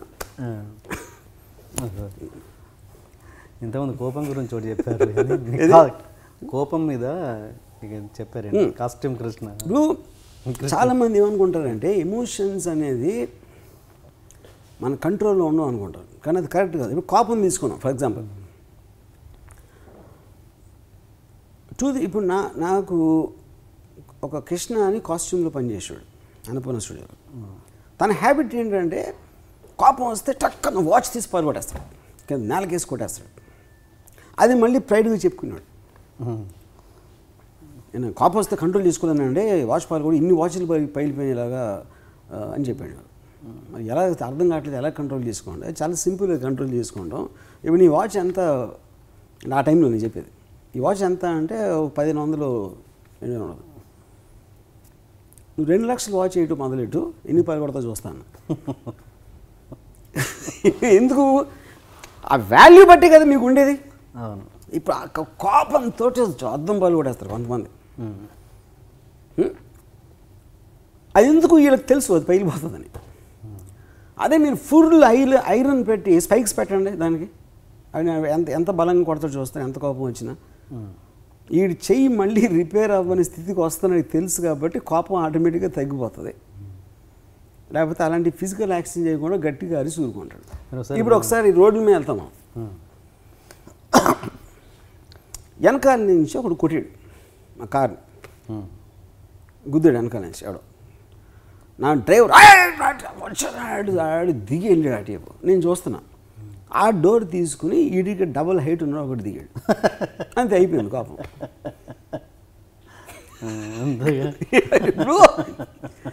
సో మనం ఎక్కడ అవే వెళ్ళిపోగలుగుతాం అనే చోట మీకు ఎమోషనల్ కంట్రోల్ లూజ్ అవుతారు. మీ ఇంట్లో పనుల మీద కోపం వస్తుంది టాక్ అని, మీరు డెఫినెట్గా కొట్టగలుగుతారు అని అంటే ఆడి మీద కోపం వస్తుంది అని చేయగలను. అంతే. మీకన్నా బలం మీద ఎలా వస్తుంది కోపం? అవును. మీరు కూడా అలాంటి నార్మల్ వ్యక్తినా? నాకు ఎప్పుడు కోపం రాదు అసలు. I never lose my temper. ఎందుకంటే కోపం అనేది I feel it comes from righteousness. మనం తప్పు కరెక్టు, వాడి తప్పు అనే ఒక మీకు స్ట్రాంగ్ బిలీఫ్ లేనప్పుడు కోపం రాదు. ఇప్పుడు నేను ఒక్కడనే కరెక్ట్, వేరే వాడు తప్పు నేను ఎప్పుడు అనుకున్నాను. అందుకని నాకు కోపం రాదు ఎప్పుడు. Never loose temper, never. అంటే ఈ సినిమా కెరీర్ కదా ఎప్పుడు. అంటే మీరు ఒకసారి టీవీ ఛానల్లో మీరు ఒక మహిళా సంఘాన్ని, ఇప్పుడు అది అలాంటి ఆస్పెక్ట్ కోపంతో కాదు. అది నేనేంటంటే ఒకటి ఇరిటేషన్కి, కోపం అనేది ఎమోషన్, ఇరిటేషన్ అనేది రియాక్షన్. ఇంకోటి నేను చాలాసార్లు నటిస్తాను కోపం వచ్చినట్టు ఒక ఎఫెక్ట్ కోసం. ఇప్పుడు యూనిట్లో కూడా నేను పనులు జరిగినప్పుడు నేను అరిస్తే తొందరగా జరుగుతుంది అనే దాన్ని యూజ్ చేస్తాను, కానీ నేను పర్సనల్గా ఎప్పుడు కోపం ఫీల్ అవును అసలు. ఓకే. నేను సిచ్యువేషన్ ఎంత ఎక్స్ట్రీమ్ అయితే అంత కామ్ అయిపోతాను. ఓకే. కోపం చిన్న పెద్దదాన్ని బట్టి ఉంటుంది అనడానికి మీరు ఒక డిస్కషన్లో మహిళా సంఘంకి సంబంధించిన ఒక లేడీని మీరు డైరెక్ట్ అన్నారు. దేవి అని ఒక ఆవిడ ఉన్నారు. ఒక ఆవిడ ఎగ్జాక్ట్గా నాకు ఆ సంఘాలు ఏం చేస్తారో నాకు తెలియదు ఎక్కువ ఎగ్జాక్ట్లీ. అంటే ఎవరేమంటారా అని ఎదురు చూస్తూ ఉంటారా అనేది నాకు ఒక, so I don't really know exactly what they do. So ఏదో ఇష్యూ నాకు గుర్తు రావట్లేదు, రక్త చరిత్ర టైంలో అనుకుంటున్నాను, వాయిలెన్స్ గురించా something, I'm not very sure about the topic. అది ఇంటర్వ్యూ చేస్తున్నప్పుడు ఆవిడ ఉన్నారు. ఇంకా ఆవిడ మాట్లాడే మాటలు కానీ, ఆవిడ ఆర్గ్యుమెంట్స్ కానీ, ఆవిడకున్న ఒక బాడీ లాంగ్వేజు, ఆ టోన్ కానీ నేను చూసి అక్కడ ఎదురుగానే ఏమన్నానంటే, నేను అరగంట భరించలేకపోతున్నా, ఈయన మూడెట్లా భరిస్తారు ఈవిడనే అని చెప్పారు. ఏంటాడు రియాక్షన్? రియాక్షన్ ఏముంటుంది, ఏమి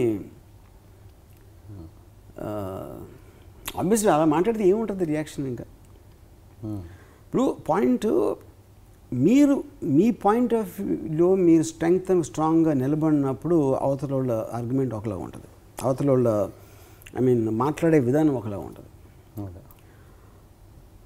బట్ మీరు అన్వేషించే దాంట్లో ఉన్న లాజిక్, థాట్, ఒక స్ట్రెంగ్త్ ఆఫ్ కన్విక్షన్ ఉన్నప్పుడు ఆటోమేటిక్గా దాన్ని బట్టి అవతల వాళ్ళు కూడా మారుతారు. సో ఇప్పుడు నేను ఒక పర్టిక్యులర్ ఆస్పెక్ట్ ఇప్పుడు మాట్లాడుతున్న దాంట్లో, ఇప్పుడు మహిళా సంఘాలు అవ్వచ్చు, లేకపోతే ఒక బ్రిగేడ్, మారల్ బ్రిగేడ్ అవ్వచ్చు, లేకపోతే ఇలాంటి అందరూ కూడా I really don't know what exactly their thing is. అంటే ఫర్ ఎగ్జాంపుల్ మిస్ యూనివర్స్ జరిగింది బెంగళూరులో.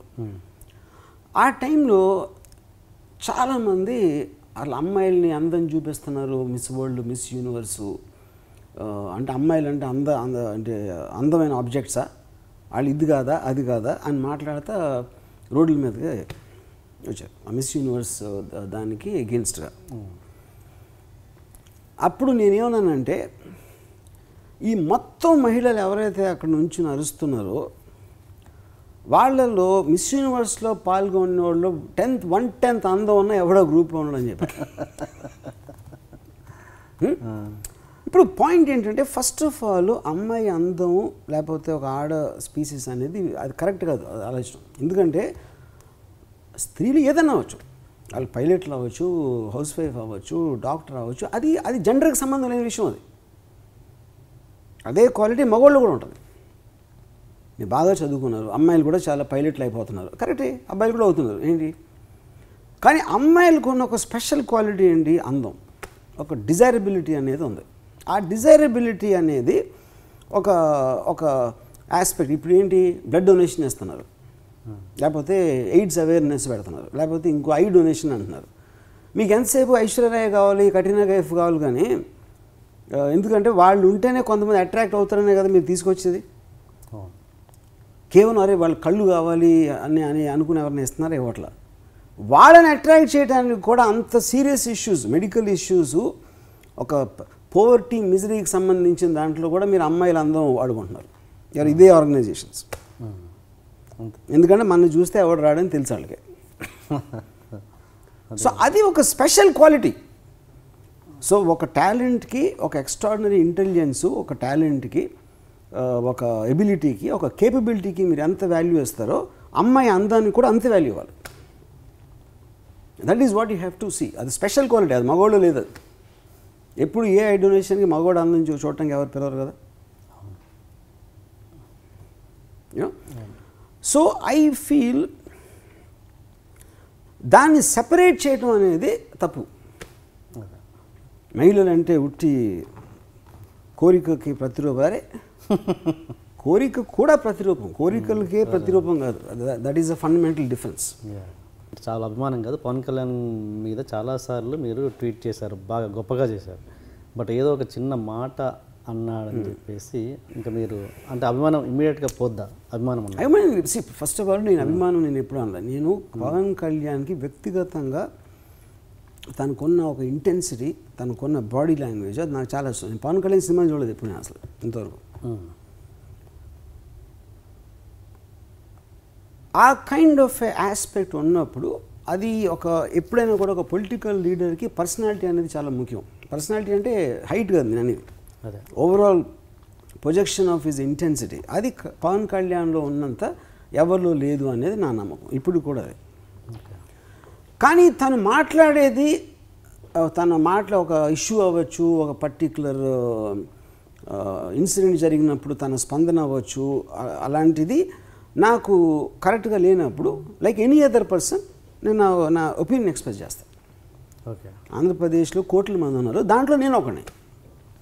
నాకున్న ఛానల్ ద్వారా నా ఒపీనియన్ ఎక్స్ప్రెస్ చేస్తాను. Likewise he is also doing it. ఇప్పుడు తను వేరే పొలిటికల్ పార్టీ లేకపోతే వేరే ఇష్యూ తను మాట్లాడినప్పుడు నేను ఎందుకు మాట్లాడకూడదు? ఓకే, అంతకు తప్పిస్తే నాకేం లేదు. యూనో, ఫర్ ఎగ్జాంపుల్ తనదైన స్టైల్లో తన ట్వీట్లో ఉండాలనేది నా ఉద్దేశం. పవన్ కళ్యాణ్ ఎట్లా మాట్లాడతాడో అదే టోన్లో ఉండాలి. ఎప్పుడైతే దాన్ని శానిటైజ్ చేసి ఒక ఇంగ్లీష్లో వేసిన దానికి defeats the entire purpose. Okay, ఎందుకంటే తను ఆ ఇష్యూ గురించి ఫీల్ అయిన ఎమోషనల్ ఛానల్లోంచి రావాలి ఆ ట్వీట్, ఆ స్ట్రెంగ్త్ ఆఫ్ కన్విక్షన్ తోటి.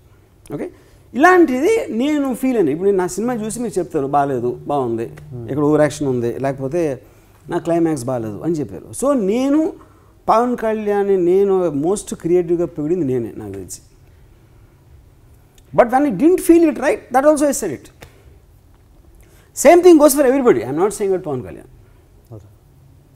శిరాశ్రీ గారితో మీ రిలేషన్ ఏంటి అసలు? నాకు తెలిసి చాలాసార్లు మీకు అనుబంధంగా ఉంటాడు ఆయన, ఆయనకు మీకు రిలేషన్? ఫస్ట్ ఆఫ్ ఆల్ నాకు ఎవరితో రిలేషన్ లేదు. శిరాశ్రీ అని ఎందుకు మీరు పర్టికులర్ అడుగుతుందని నాకు తెలియదు. చాలాసార్లు శిరాశ్రీ మీతో అది వర్కింగ్ రిలేషన్షిప్. నాకు ఆయన పాటలు రాస్తారు, అప్పుడప్పుడు ఇలా ask his opinion about some film I'm making అని నాకున్న ఒక I mean people or working with me. ఇప్పుడు శిరాశ్రీ నాకు ఆల్మోస్ట్ నాకు తెలిసి రక్తచతుర టైం నుంచి చాలాసార్లు నా కోసం లిరిక్స్ నా సినిమాలకి లిరిక్స్ రాశారు. ఆ కాంటెక్స్లో మేము కలుస్తామని అంతకు మించి నాకు శిరాశ్రీ కాదు ఎవరితోనూ నాకు రిలేషన్షిప్ లేదు. ఓకే, ఒక తెలుగు రైటర్ని తీసుకొచ్చి ఒక హిందీ సినిమాకి హిందీ సాంగ్స్ రాయించారు కదా, అంటే అంత పెద్ద ఇదేం కాదు. ఆ పర్టిక్యులర్ ట్యూన్ చేసినప్పుడు స్థిరాశ్రీ నేను అసలు చూడండి, నాకు తెలియదు కూడా తెలియదు. స్థిరాశ్రీ రాసి రికార్డ్ చేసి నాకు మ్యూజిక్ డైరెక్టర్ చెప్పే వరకు నాకు తెలియదు. I really like what he's written. Okay. Hi, this is Ritu Verma. నేను మీ లాస్యాని. Hello everybody, this is me Noel. iDream 1 million subscribers కి రీచ్ అయ్యిందండి. Congrats to iDream Media on reaching 1 million subscribers. iDream Media on 1 million subscribers reach Sangu. All the best and congratulations to you. Congrats iDream. Keep up the good work and continue to entertain. Introduction కొంచెం హెవీగా plan చేశాం sir. అసలు ఏంటి అన్యాయం, ఏంటి దౌర్జన్యం? 3 రోజుల నుంచి మోసం ఉన్నట్టున్నాయి ముఖాలు. ఎవర్రా మీరు? జూనియర్ ఆర్టిస్ట్ ఉన్నది కూడా లేదు కదా, ఎక్కడ పట్టాడు రా బాబు వీడిని. I love you. పోతారా రే, నాశనం అయిపోతారు. జిమ్మి అన్నారేమి? ఇదే సార్ జిమ్మి. అవులే ఆన్లైన్ అవుపిస్తున్నా నీకు. Hey where are the couple, I want to shoot. ముందు కలర్ తెలెట్టుకుని మా కండిషన్ చూడరా Kaabil. So please do subscribe to Lolo K please.